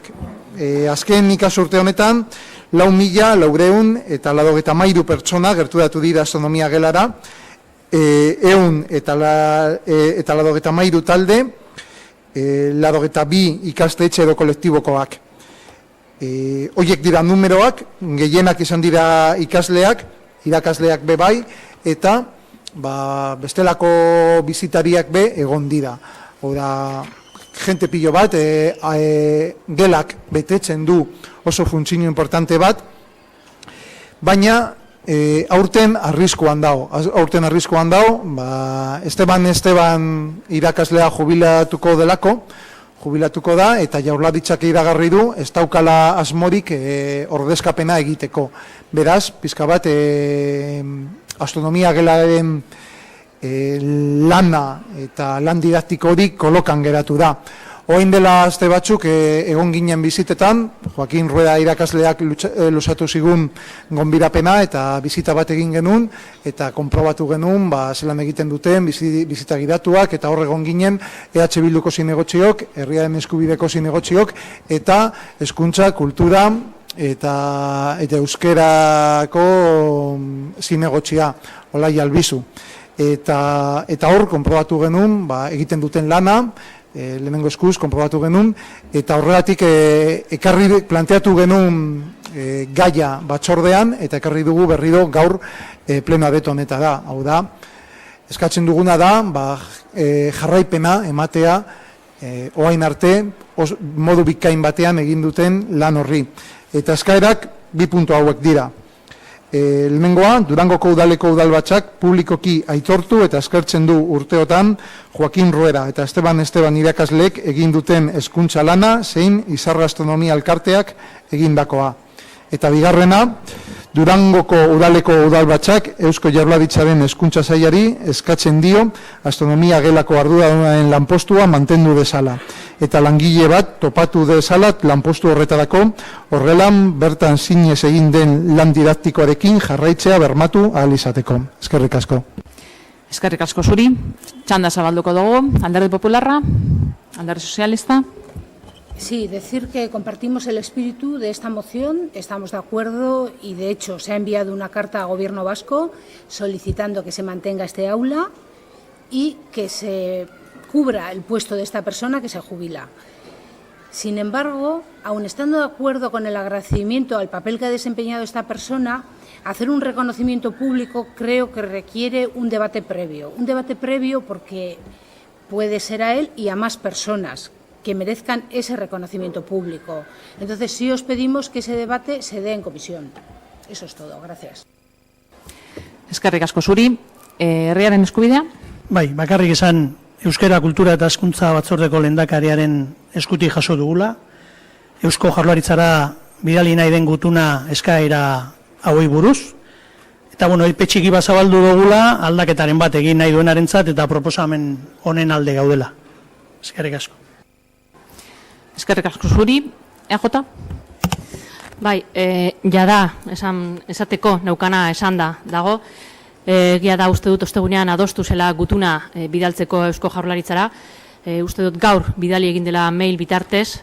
Uste dut eginda dagoela aintzatespena pertsonei, izan ere uste dut bakoitzari plaka bat eman zaiola.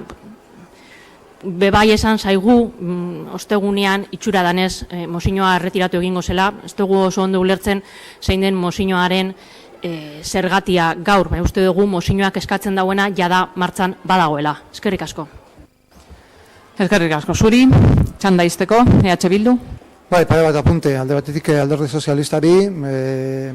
El debate sobre el homenaje y cómo hacerlo está bien, pero el debate se llevó a cabo en la Comisión de Educación, Euskera y Cultura, y de hecho en esa visita que hicimos los concejales ya se les hizo un pequeño homenaje, se hizo entrega de una placa. De hecho, la propia alcaldesa tenía intención de haber acudido también, no podía por problemas de agenda ese día, y ella estuvo de acuerdo incluso con el homenaje. Problemas por agenda personal, pero bueno, da igual.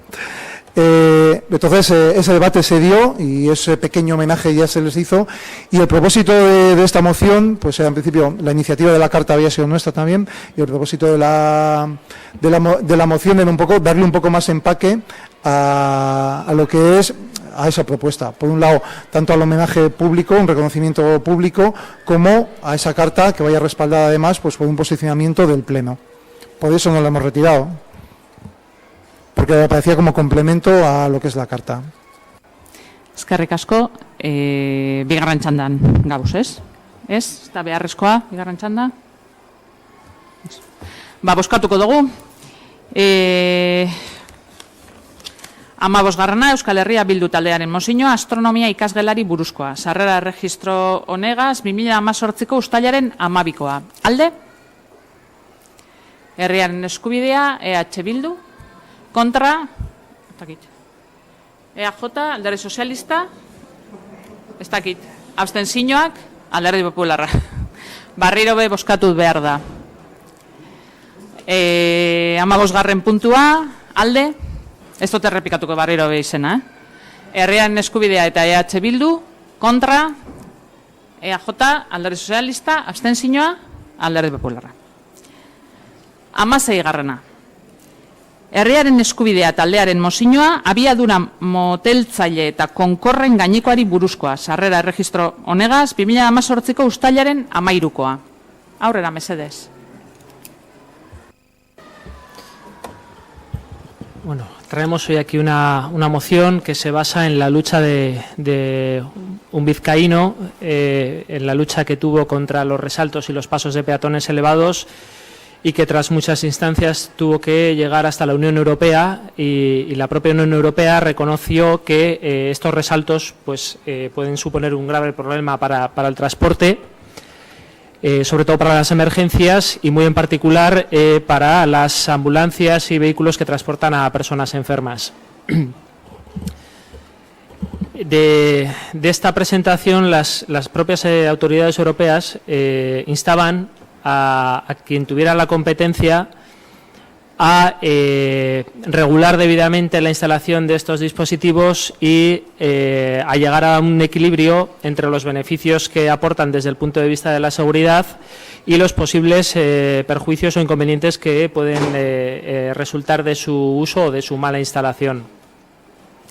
Este vecino incluso ha recibido premios por su logro, como el Premio Ciudadano Polefreno, que reconoce las iniciativas ciudadanas para la mejora de la seguridad vial. Queremos recalcar que esto no es una cruzada contra los pasos de peatones elevados, ni contra los reductores de velocidad que son tan necesarios para reducir el riesgo de atropellos. En Durango hemos vivido malas épocas con esto y sabemos de la importancia que tienen este tipo de dispositivos. Sin embargo, lo que creemos que se debe hacer y que apoya la Unión Europea es regular su instalación para que cumplan una serie de normas y no provoquen otro tipo de inconvenientes o perjuicios.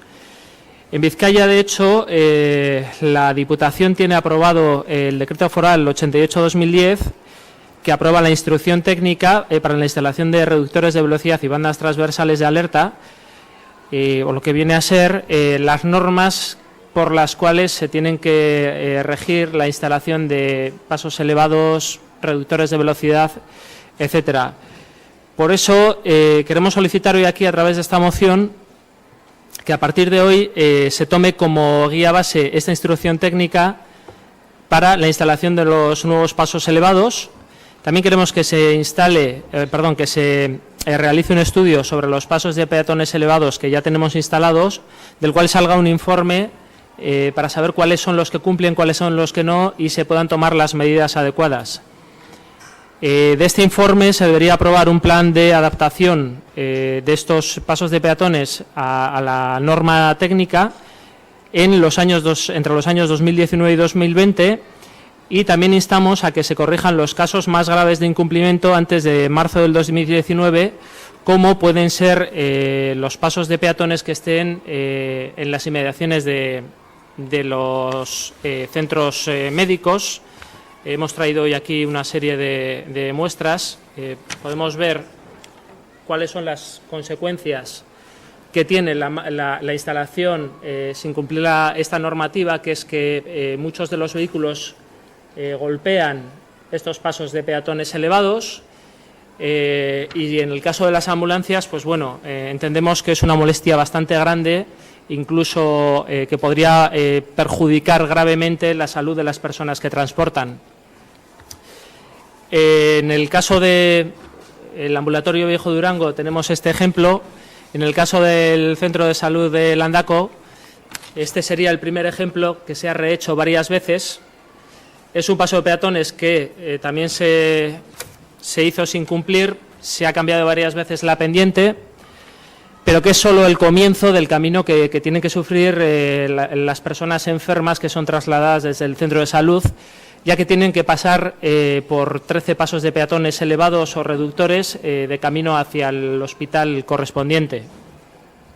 Tenemos otros puntos también que creemos que incumplen, como puede ser la calle, creo que es Zumalacárregui, donde estos pasos de peatones elevados no cumplen con esta norma y donde muchos vecinos y vecinas se quejan habitualmente del golpe que tienes que pegar para pasar por ellos, incluso aunque pases muy, muy despacio. Entonces, la propuesta es esta, que a partir de hoy todos estos pasos de peatones elevados y reductores se instalen en base a una normativa que lo regule y que se ponga en marcha un plan para que todos los que ya están instalados se corrijan y se queden dentro de esta normativa. Eskerrik asko.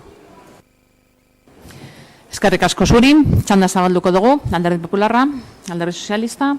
Eskerrik asko. Bueno, decir que es a partir del 2010 cuando cambia la normativa que regula la altura de estos pasos elevados. Y es a partir de ese momento cuando los técnicos y técnicas de este ayuntamiento se ajustan a la legalidad en cuanto a altura. Pero claro, esta normativa no es retroactiva, por lo cual se comienza a hacer en todos esos pasos que son nuevos. Y así se ha llevado escrupulosamente según establece la ley. Sí es cierto que los anteriores que hay, exageradamente elevados, se ha empezado a actuar sobre ellos. De hecho, existe una partida, que es la partida de seguridad vial con más de 30.000 euros, que es la que se utiliza para modificar esos pasos.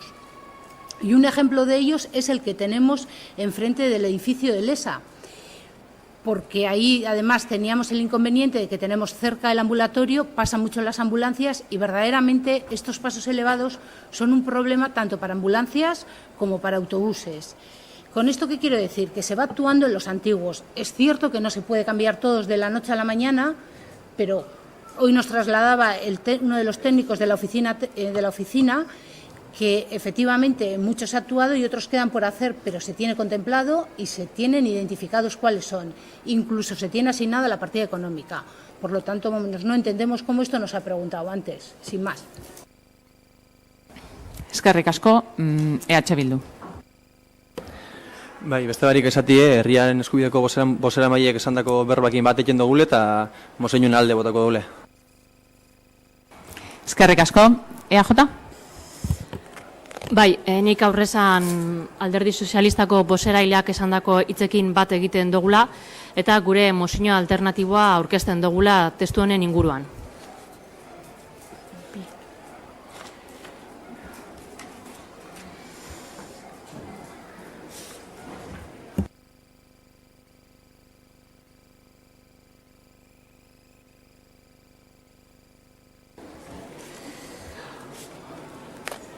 Udaleko teknikariek lege esparruaren barruan 88/2010 foru dekretuak xedatutakoa bete izan dute dagoeneko.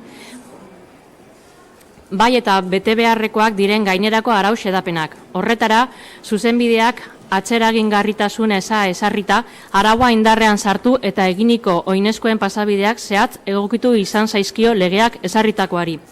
Halere, Durangoko udalak arauaren irizpidea esarri izan du larrialdietako zein bidaiarien garraio bide kolektiboko zerbitzuei gehien eragiten dieten tokietan.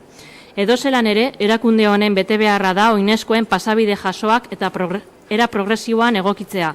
Horregaitik guztiagatik, Durangoko udaleko osoko bilkurak ondokoa adostu du. Dagokion batzordeari helaraztea lehentasunez egokitu beharreko pasabideen azterketa teknikoa, bai eta ekintza plana eta berau abian jartzeko epeak eta beharrizan ekonomikoak bidezkoa balitz horiek guztiak onartuak izateko. Eskerrik asko, txanda izteko, herriaren eskubidea. Bueno, creo que todos sabemos que hay pasos de peatones elevados en Durango que han sido instalados en los últimos años, que tienen diferentes formas, alturas, pendientes, incluso que se han rehecho varias veces. El Ararteko al respecto ya dejó claro que las administraciones públicas que tienen instalados estos reductores en las vías de circulación de su competencia deberían de disponer de una regulación propia que regule las características técnicas que tienen que tener para su instalación este tipo de reguladores de velocidad. Vamos a seguir defendiendo la necesidad de regular estos reductores de velocidad porque en primera instancia no nos han confirmado que carecemos de regulación propia en Durango. Además nos sorprende bastante teniendo en cuenta que nosotros también hemos ido a la oficina técnica, hemos preguntado al respecto e incluso desconocían que existiera la normativa. De hecho, lo que me sorprende es que no me dijeran que llevan instalándolos desde 2005, que es cuando comenzó la primera normativa al respecto, aunque no fuera la foral. Pero parece que lo han cogido literal de cómo lo teníamos y han dicho que esto cumple. Bueno, pues yo personalmente les invito a que se den un paseo por Durango en bici, andando con un metro, y miran la altura de todos estos pasos de peatones elevados, que no puede ser mayor a 10 centímetros, que tiene que tener una pendiente máxima que en muchos casos no se cumple, y que después de todo esto pues sigan defendiendo que los pasos de peatones elevados en Durango están bien, y que, como he mostrado en la foto del paso de peatones del ambulatorio de Durango, los coches no golpean este paso de peatones y por lo tanto tampoco deben molestar ni deben ser perjudiciales para las personas que acceden en ambulancia, que recuerdo que son muchas, dado que el ambulatorio Viejo Durango es un centro de referencia y a él asisten muchas personas a hacerse pruebas con diferentes dolencias. Y bueno, pues que les digan a todas estas personas que lo sufren que que son legales, que están perfectamente y que no hace falta cambiar nada. Eskerrik asko. Eskerrik asko zuri, bigarren txanda zabalduko dugu, Alderdi Popularra, Alderdi Sozialista. Sí, muy brevemente decirle que diferentes versiones no, realidades, porque, a ver, si hablamos de pasos que han sido modificados, tienes aquí las fotografías, tranquilamente puedes ver las diferencias que hay. Entonces, bueno, simplemente es pasar por los pasos que se han modificado y verlo. Ahora, otra cosa es que se quieran decir aquí mentiras claramente. Eskerrik asko, EH Bildu, ez? EJ, txanda izteko herriaren eskubidea. Bueno, como siempre, acusarnos de mentirosos es algo habitual. En primer lugar, y antes de que sigamos con el tema, queremos agradecer a la ciudadanía sus aportaciones en las mesas informativas que llevamos a cabo en los barrios de Durango, porque de una de estas mesas surgió esta petición que traemos hoy al Pleno y que hemos presentado y defendido en los dos últimos presupuestos municipales y que ha sido rechazada en ambos.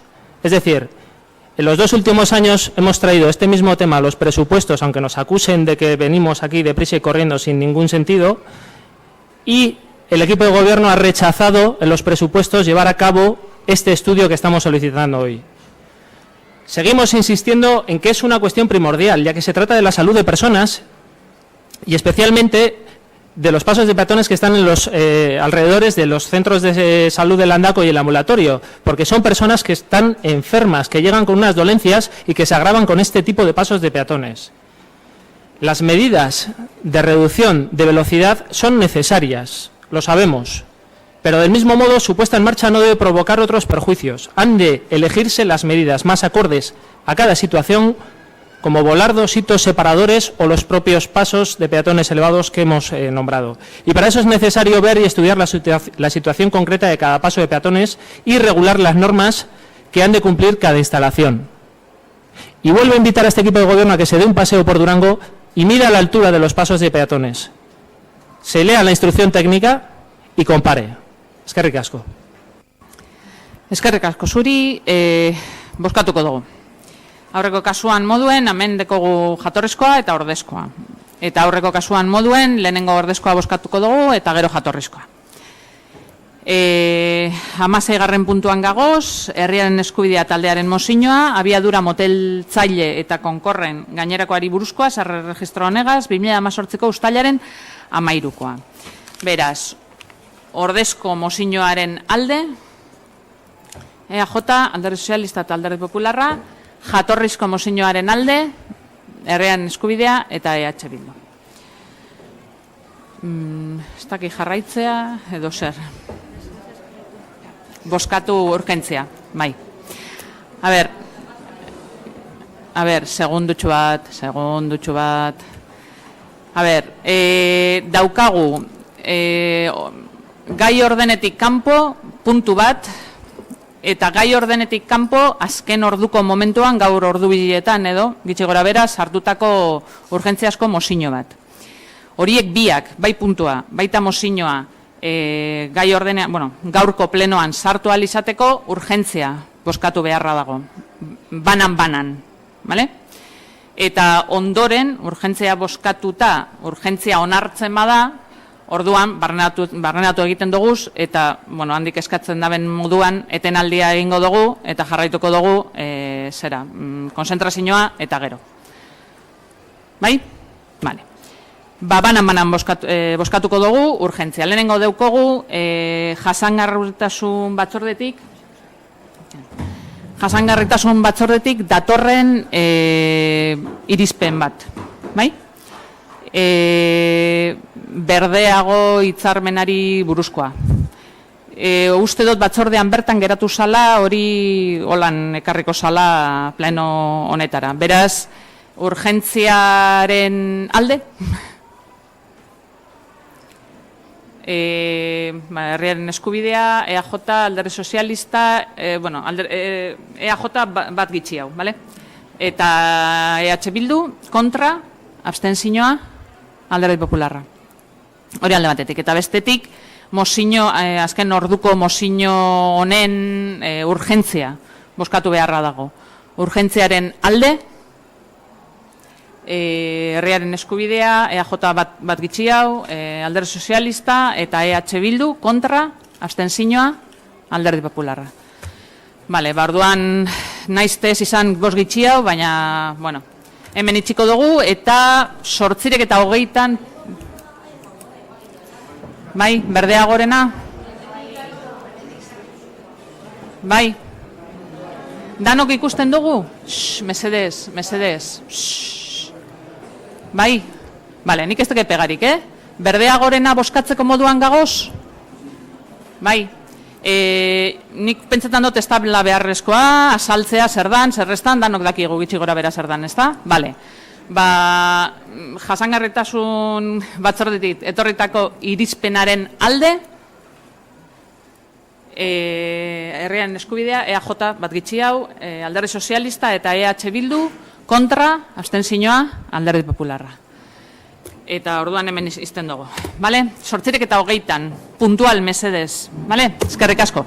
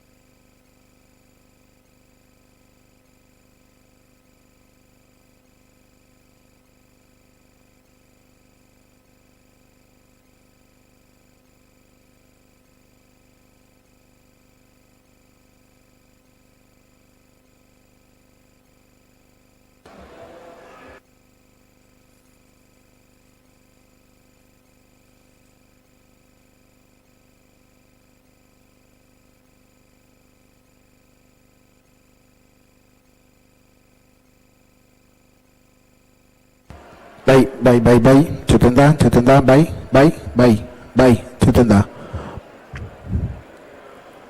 Bai, horratzean, bai, txuten da ondo, ez da? Bai.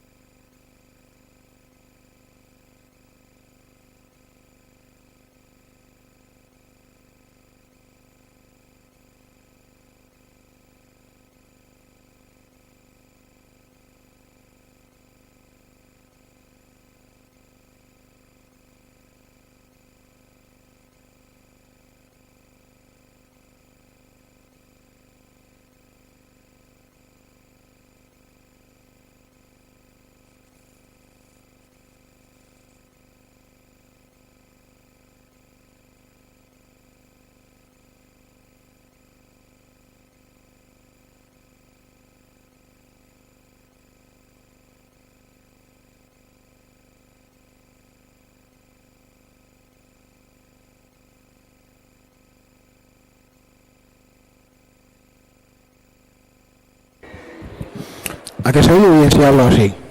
¿Ves?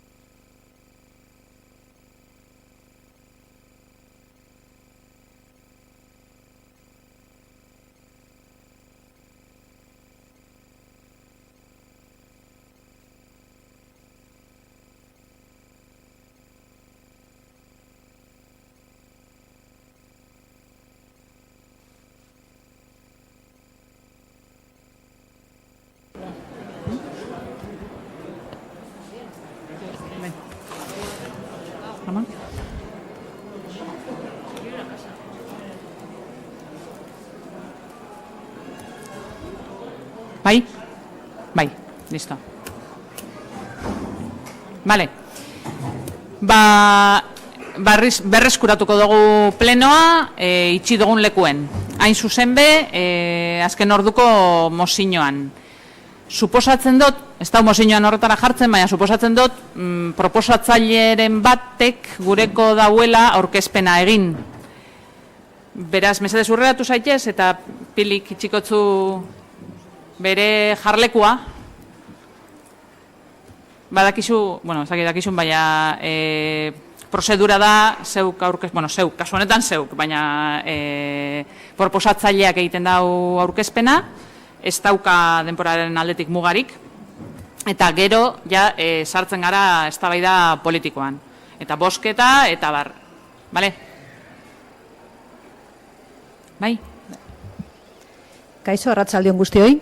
Desde la plataforma Erabaki queremos trasladar la moción que se ha presentado en este ayuntamiento y voy a leer el contenido de dicha moción.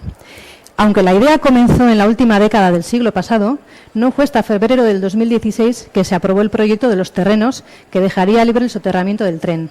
Este proyecto planteó el soterramiento y la urbanización superior, en el que ya se contemplaba la construcción de 5 torres rascacielos de lujo, además de un bloque para viviendas de VPO. Desde entonces hasta ahora han pasado 12 años en los que se ha hecho el soterramiento y el traslado de las cocheras a Levario a Badiño. Pero respecto a la urbanización que debía de haber hecho Eusko Trenbide Sarea, no ha habido apenas cambios. Mucho se especuló sobre lo que se iba a hacer en esos terrenos, aunque el proyecto inicial apenas sufrió cambios. Se decía que iría un pulmón verde, un bidegorri, un bosque urbano. Se decía de todo, pero nadie lo sabía con certeza. Pero en toda esta vorágine de dudas, la posibilidad de que se construyeran las 5 torres propuestas al inicio empezó a tomar forma. Ante esta realidad nació Erabaki, una plataforma ciudadana que tiene un objetivo doble. Primero, la de informar sobre lo que se plantea para esos terrenos y luego pedir una consulta para saber si la ciudadanía de Durango está de acuerdo con el proyecto o no. Erabaki presentó el pasado lunes 3.033 firmas y sigue recogiendo más para solicitar una consulta popular. Queremos decidir entre todas las personas cómo ha de ser nuestro pueblo y no que lo hagan otras personas en los despachos municipales con capacidad y alevosía por nosotras. Asimismo, el pasado martes participamos alrededor de 50 personas en la Comisión de Urbanismo. Entre otras demandas, se solicitó que no se firmara el decreto. Se pidió que se hiciese un estudio ambiental en que se recogieran los impactos reales a los que se va a someter esa zona, incremento de tráfico, ruido, polución, etcétera. Se recordó que habíamos registrado las más de 3.000 firmas que avalan y que solicitan realizar una consulta popular para decidir qué hacer en estos terrenos. Pese a todo, por encima de todas, se ha firmado el decreto. Esta práctica de gestión pública, de no escucha a la ciudadanía, son formas de hacer políticas denostadas por la gente de a pie. Es la peor parte de la política. Y ante este nuevo atropello de quienes nos gobiernan, queremos pedir al Pleno del Ayuntamiento que acuerde los siguientes puntos. La paralización del expediente de aprobación del proyecto de urbanización del sector denominado Periferrocarril, mientras realiza una consulta al órgano ambiental del Gobierno vasco sobre la necesidad de someter el procedimiento de evaluación ambiental estratégica el mencionado proyecto. Segundo, el Pleno del Ayuntamiento de Durango acuerda que, paralelamente al trámite descrito en el punto anterior, tramitará la propuesta de consulta ciudadana registrada por la plataforma Erabaki, comprometiéndose a realizar la mencionada consulta antes de aprobar el proyecto de urbanización. Y el tercer y último punto, el Pleno del Ayuntamiento de Durango acuerde solicitar a los servicios jurídicos municipales un informe sobre los derechos adquiridos por la propiedad del sector periferrocarril y las posibles consecuencias de un cambio de la ordenación aprobada en el PERI. Bueno, esto es el contenido de la moción que se ha presentado desde Erabaki y bueno, pues la idea es que se tenga en consideración y se lleve a debate. Muchas gracias. Eskerrik asko. Eskerrik asko zuri. Eta txanda zabalduko dugu. Alderdi Popularra. Vale. Alderdi Sozialista. Sí, desde el equipo de gobierno presentamos el siguiente texto. ¿Mejor? Digo que antzadanez arazoak, ez dakigu teknikoak direzen edo ez, baina urreratuko dugu mikroa aldogun lekura arte da ikusiko dugu, bale? Sí, decía que desde el equipo de gobierno presentamos el siguiente texto. La aprobación del PERI ferrocarril, instrumento legal que estableció los derechos edificatorios de ese ámbito, tuvo lugar en el año 2006. Desde ese año está establecida cuál es la edificabilidad. Actualmente se ha aprobado con carácter inicial el proceso de reparcelación, que organiza los espacios de uso público. A este respecto proponemos, 1. Continuar con el curso legal de la aprobación inicial del proyecto de reparcelación, cuyo plazo de alegaciones se ha establecido hasta el 28 de septiembre. Y 2. Tramitar con igual respeto al marco legal vigente y al amparo de la Ley Vasca de Entidades Locales, la solicitud de consulta ciudadana. Eskerrik asko, herriaren eskubidea. Bueno, arratsaldeon y gracias por venir. O sea, es súper interesante que en los plenos estén los ciudadanos y las ciudadanas para que veáis cuál es la realidad municipal y podáis participar. Ojalá haya más y más participaciones. Con este tema, una vez más, la falta de transparencia hace que provoquemos desamparo ciudadano y se recurra a la mentira para salir del paso. Una vez más, y van unas cuantas, se reclama participar en la política municipal. Y una vez más, y van unas cuantas, se niega esa posibilidad. Con lo cual, la ciudadanía se siente engañada. He comentado antes en otra moción, yo creo que lo que le pasa al equipo de gobierno es que le sobran las ordenanzas de participación, le sobran las comisiones, los plenos, la oposición, las plataformas, le sobra todo. La ciudadanía en sí misma sobramos. Tienen decidido que quieren hacer 6 torres y le da igual que se presenten 30, 3.000 o 30.000 firmas. Da igual. No hay ningún informe de impacto ambiental, no hay ningún informe que justifique la necesidad de 554 viviendas, muchísimas de ellas, la mayoría es de lujo. La única razón que han dado para construir esas torres es el negocio inmobiliario. Durango ha de pagar la operación que mejoró el servicio viario y que abarca desde Levario hasta Euba, o de Euba hasta Levario, y el viceconsejero de hace poco lo dejó muy claro. Durango tiene que hacer esas torres para que retorne dinero en ETS, Gobierno Vasco. Estamos hablando de una institución pública. Tiene que retornar. Perfecto. O sea, el proyecto es un proyecto especulativo. Y yo me pregunto, nosotros nos preguntamos, nosotras, ¿con qué torres han pagado otras poblaciones, la Supersur, el metro, el tranvía de Bilbao, los túneles de Archanda, el Chorierri o los corredores de Balmaseda o de Cadagua y tantas obras públicas que se han hecho? Durango, una vez más, paga los platos rotos y Durango tiene que pagar. Anteponen los negocios inmobiliarios a las necesidades de Durango. Y lo hacen empleando, como no, dinero público, dinero que sale de nuestros impuestos y de nuestro trabajo. Nos dicen que están obligadas a firmar, que si no prevarican. Es mentira.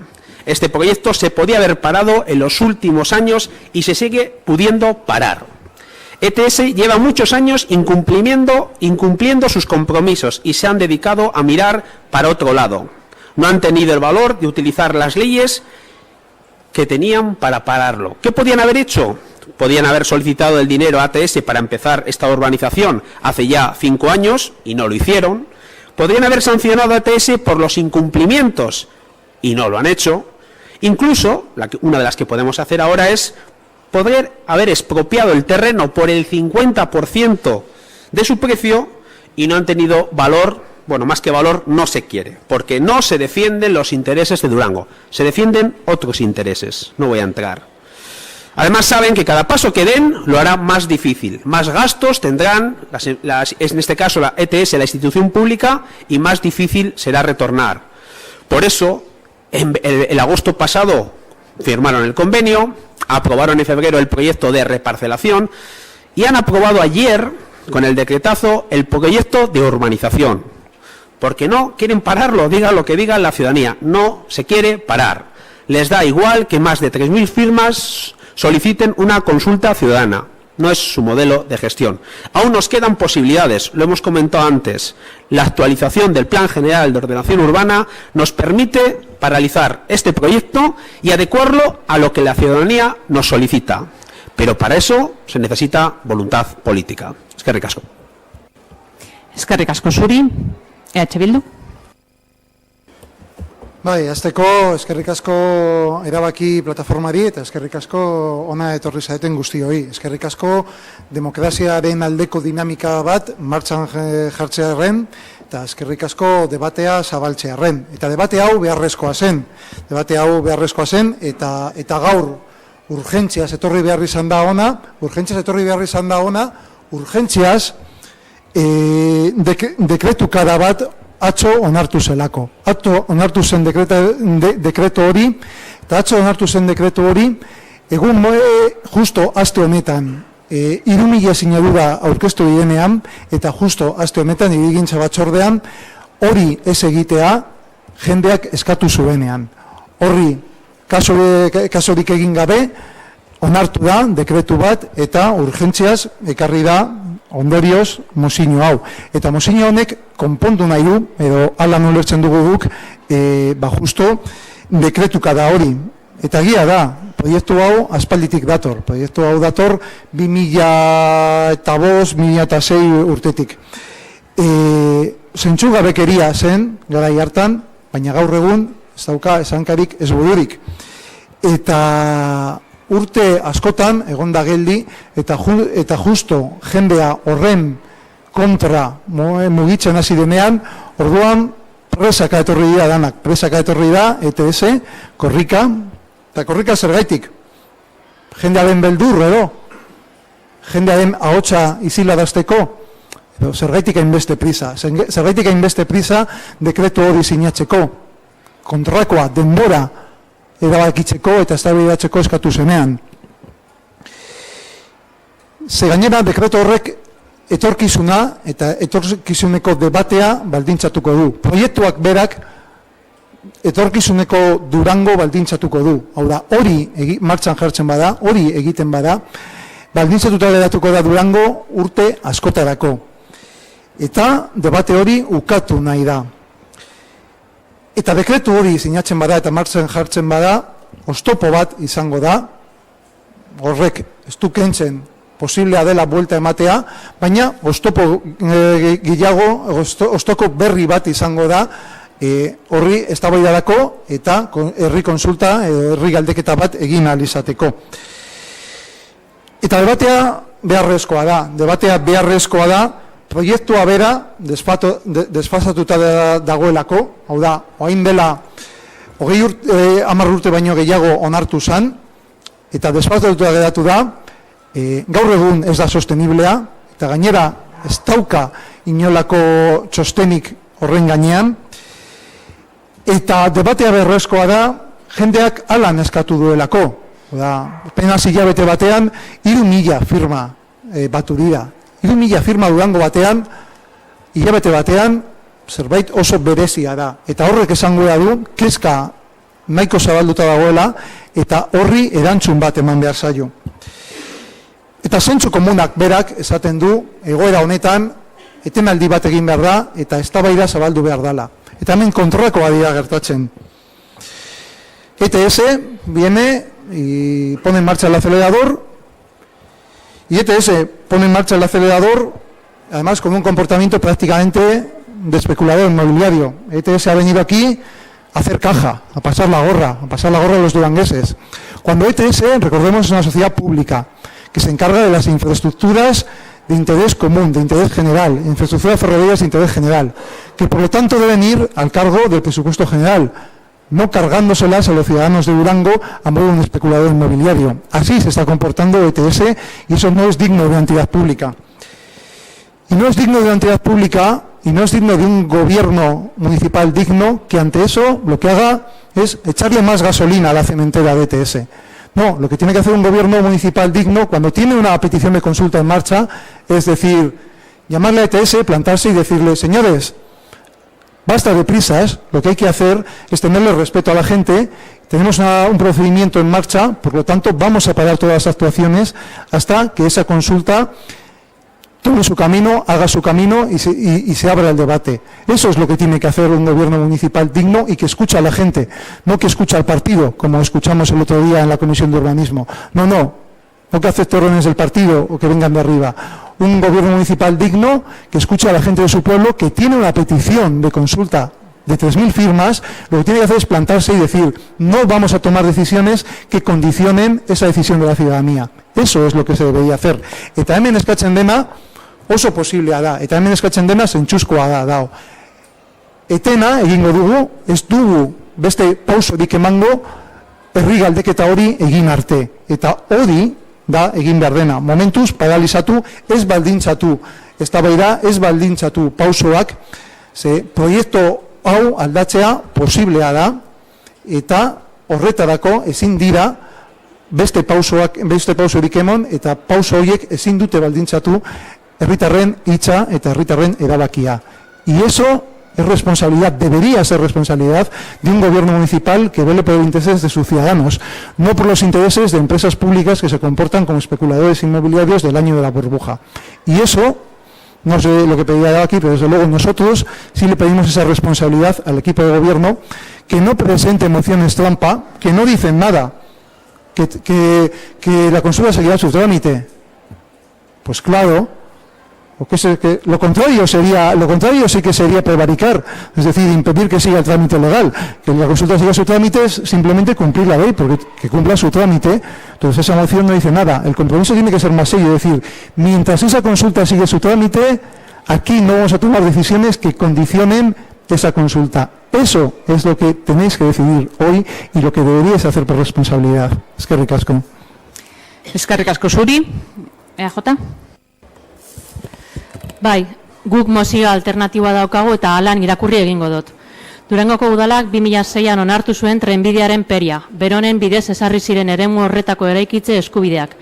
Urte horretatik aurrera sedatuta dago zein dan arlo horren edifikabilitatea. Arestian, behin-behinean onartu izan da urbanizazio proiektua, hain zuzen be, erabilera publikoa antolatzeko tresna, hau da, parkea, kirol eremuak eta abar. Hori guztia kontuan hartuta ondokoa proposatzen dugu. Bat, urbanizazio proiektuaren behin-behineko onarpenaren legezko prozedurari jarraitzea alegazioen epea irailaren 28an amaitzen delarik. Bi, indarreko lege esparru eta era berean errespetatuz eta tokiko erakundeen euskal legearen menpe kontsulta herritarraren eskabidea tramitatzea. Eskerrik asko.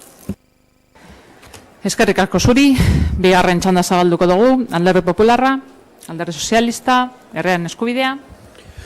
Bueno, en 3 semanas hemos tenido dos mociones presentadas por la ciudadanía y las dos con el mismo resultado, es decir, no se tratan, no se debaten, la gente viene aquí, ha perdido su tarde, ha pasado calor, ha visto cómo es la institución, pero ve que el equipo de gobierno no quiere hablar sobre la moción que aquí se trata. Se trae otra que no dice nada y se falta el respeto a una moción preparada y elaborada por la ciudadanía.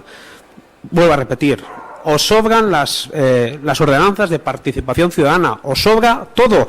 Pues si es vuestro modelo, si es vuestro proyecto, defender el proyecto. La gente quiere respuestas, la gente quiere que se digan las cosas. ¿Por qué? Pues decirlo, estamos aquí, ¿no? Este es el espacio de mayor soberanía de este municipio. Pues que se digan las cosas, ese es vuestro proyecto, lo defendéis. Hay 3.000 y pico firmas, que es un porcentaje muy alto. Vamos a tenerlas en cuenta para tomar decisiones. Eso es democracia y eso es participación. Eskerrik asko. Eskerrik asko zuri, EH Bildu. Bai, bi kontu gehiago gehitzeko. Alde batetik, konsultaren tramitea, berez, hor jasota dagoena, mozio alternatibo horretan, jasota dagoena da bete behar dana, hau da, legeak agintzen duena.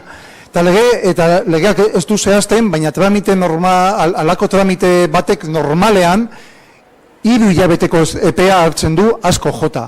Beraz, espero dezagun, hemen ez luzatzea, eta ez izatea, ez egotea sinadurak kontatzen, ez dakit, 3 urte ero. Beraz, espero dugu tramite hori be, azkarra izatea, eta kompromiso hori be hartzea. Baina batez be, tramite hau honek eztabaida zabaldu nahi du, eta eztabaida da zabaldu behar dana. Eztabaida horretan, zilegia da proiektua defendatzea, eta egia da, eta oain esan da. Du ikusi, ez gaur, ez aurreko batzordean bez, gobernu taldea proiektua defendatzen. Ez du ikusi, bakarrik entzun ditugu gezurrak, lehenengo gezurra. Ez que sinatzen ez badu prebarikazioa izango da, gezurra. Ezen beharrezkoa atzo sinatzea, inondik inora. Beste gezurra bat, ez hori legeak egintzen du eta egin behar da, gezurra, plana, jatorrizko plana aldatu daiteke. Eta aldatu daiteke, seguramente, pasaren denbora kontutan hartuta, inolako komplikaziorik gabe. Eta mozioan hori behera eskatzen da. Egin txosten bat, jakiteko, plana aldatzen bada, zeintzuk diren ondorioak. Hori, mozioan eskatzen dena, logikoa da. Eta hori ez da jasota bez mozio alternatiboan, borrotaz, paso egiten duzu. Eta normala da, tampoco nos parece tan extraño que no defendáis el proyecto, porque el proyecto en sí es bastante indefendible y difícil de defender. Entonces, solo responde a intereses que son ajenos a Durango y que son, además, intereses oscuros, especulativos, de tipo especulativo. Entonces, es normal que os cueste defenderlo en público. Vale, pero no neguéis el debate en público. Vamos al debate, que venga Euskotren a defenderlo si quiere, vamos al debate en público y que la gente de Durango decida. Que la gente de Durango decida y que mientras tanto se respete esa decisión y no se pongan palos en la rueda que condicionen esa decisión. Eso debe hacer un gobierno municipal responsable. Eskerrik asko, EAJ. Bozkatuko dugu, bozkatzeko momentua heldu da. Aurrekoetan moduan daukagu jatorrizko bat, aurkeztutakoa eta ordezko bat. Eta aurrekoetan moduan lehenengo ordezkoa bozkatuko dugu eta gero jatorrizkoa. Bale? Beraz, ordezko mozioaren alde, EAJ eta Alderdi Sozialista. Jatorrizko mozioaren alde, Herriaren Eskubidea eta EH Bildu. Enpatea dago. Beraz, barriro be, bozkatu beharra dago. Ordezko mozioaren alde, EAJ eta Alderdi Sozialista. Jatorrizko mozioaren alde, Herriaren Eskubidea eta EH Bildu. Forma kontu bat, hemen jendea dago, jendeak ez du ezagutzen prozedura, eta orduan, seguramente ez du jakingo zer gertatu den mozioarekin, ze bi enpate egon dira, eta orduan argitu. Bai, ordezko mozioak aurrera egin dauela nire kalitatezko botoarekin, bigarren bozketan.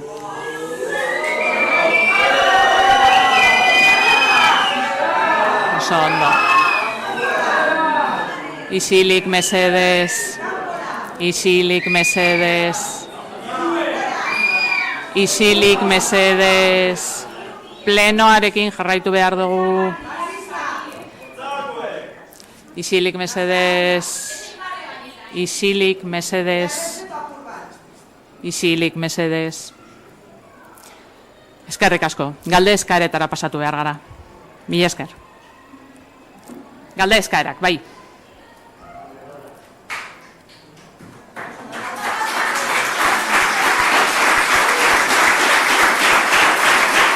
Isilik mesedez. Isilik mesedez. Isilik mesedez. Isilik mesedez.